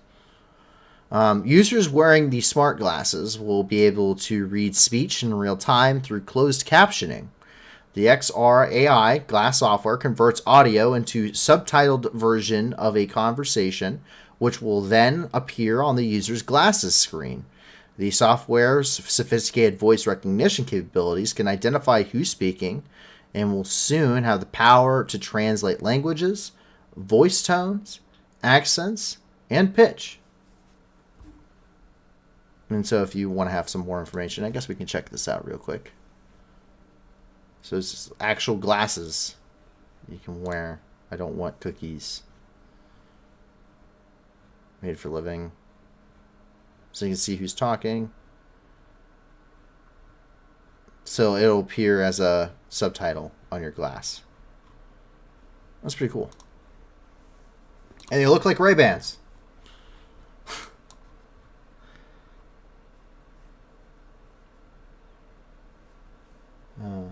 JP Sauron says, damn coyote in my backyard tonight. Gotta get a clean shot one of these nights. I have a groundhog that lives, we have a pole barn behind our house. We have a groundhog, and I've spent weeks trying to kill this groundhog. Weeks. And I finally got him. I have like a little 22 rifle, and it doesn't have a good sight on it. It doesn't have like a very easy, it's got a, it doesn't adjust. It doesn't have very good adjustable sights. It's like a Red Ryder BB gun is the best way I can describe it. And it doesn't have any like indicators as to what it is. A groundhog, a woodchuck, a groundhog. They're the same thing. How much could a woodchuck chuck if a woodchuck could chuck wood? They're the exact same thing. Anyway, they dig holes underneath and everywhere, and they build these huge holes underneath the ground. In tunnels, and it's actually starting to collapse the pole barn because it's not supported. Everything's been dug out underneath it by this groundhog who's been living down there.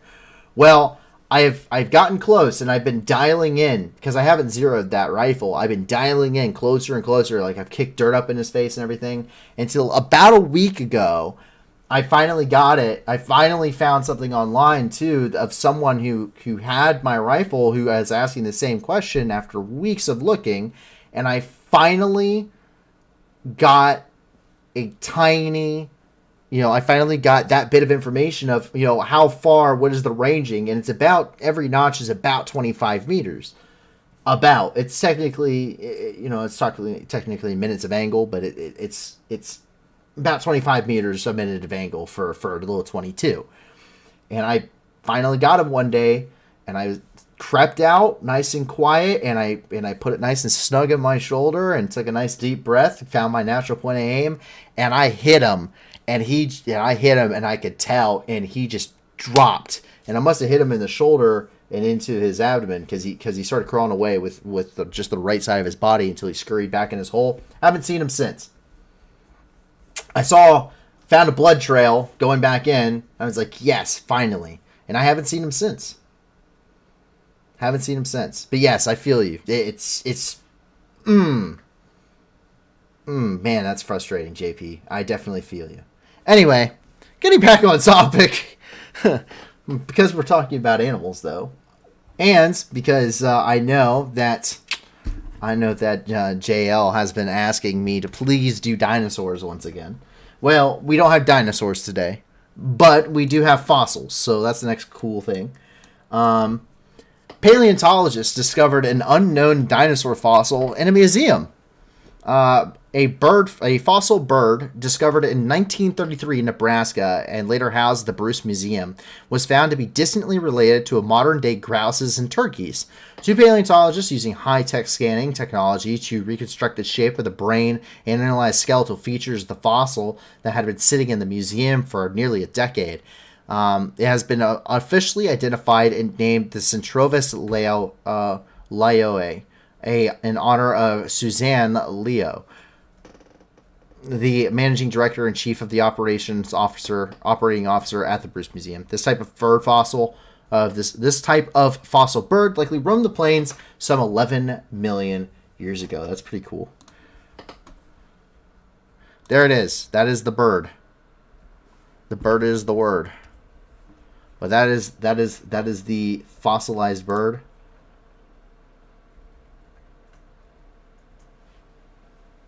It's a very exquisitely preserved fossil. Doesn't really look like a fossil. It looks like it died and just now was and someone found it on the side of the road, picked clean from some vultures or something. So that is the lady who this is named after, by the way. I don't care what the other articles of this is, but that's pretty cool. That's very fascinating. And if you want to get some more information on that, Cambridge.org does have some information on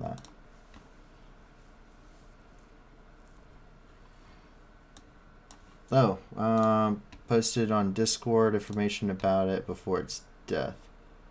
Oh, the groundhog. Yes.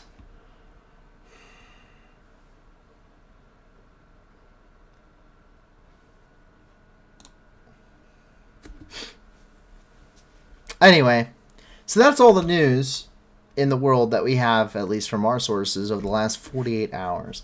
Well, you may not have enjoyed it, and I hope that you at least found it knowledgeable. And with that, I hope that you, your family, and your friends remain safe. And if not, I do hope that you find that safety and security in the very near future. There's a ton of stuff going throughout the world, but likely we'll be able to put a lot of good, hopefully, back into it, as long as you guys continue to support those wonderful organizations in the description. Once again, 80% or more of all the donations that they receive go directly to their programs and directly to helping people that are affected by the very situations we talk about every single day. And so, if you can't give lots of these organizations, I implore you to please give a little. And if you can't give anything at all, please, if you could be so kind, help us continue to grow the channel, which will grow our impacts and more money which we can raise to help people. We want to be able to attach a fundraiser to every single stream that we do. 100% of everything we will always be doing will always be for charity. We will never be doing any of this for profit. We don't believe in profiting off of people's misery. And with that endeavor, we'll hope that you guys will continue to support us, as so many of you have. It's been an awesome journey. You guys have built an awesome community here. We hope to see you once again on Wednesday night at 10 p.m. Eastern Time, 9 p.m. Central, for another 48 hours of news and review. And I hope that you guys, in the meantime, have a safe and wonderful and prosperous and fruitful next couple of days as we roll into the rest of the beginning and middle of the week. Until then, I'll see you on Wednesday. My name is Paul from the New News, and have a fantastic rest of your night. Going home, Russian soldiers, going home. Бо ми всіх вас тут змішаємо з багном. І стріляно вам на ваги, і чудо кличе, діти нахуй. Тут працює ЗСУ і ТМО. Нам не треба ні конфлікту, ні війни. Та ми готові всіх вас звать до сатани. Тисячі вже полягло, і все більше шлейфуємо. Тут для них нема нічого, крім труни. Going home, Russian soldiers, going home. Бо ми всіх вас тут змішаємо з багном. І стріляно вам на ваги, і чудно кличе, діти нахуй. Тут працює ЗСУ і ТМО. Вызволять пришел, братишка, ну привет. На моей земле тебе один ответ. Нашим людям с кирпичом, даже танки и бачок. Вам не взять нас и за 100 тысяч лет. Going home, Russian soldiers, going home. Бо ми всіх вас тут змішаємо з багном. І стріляно вам на ваги, і чудно кличе, діти нахуй. Тут працює ЗСУ і ТМО. Mr. Putin, on behalf of all our guys, no one's scared of your nuclear device.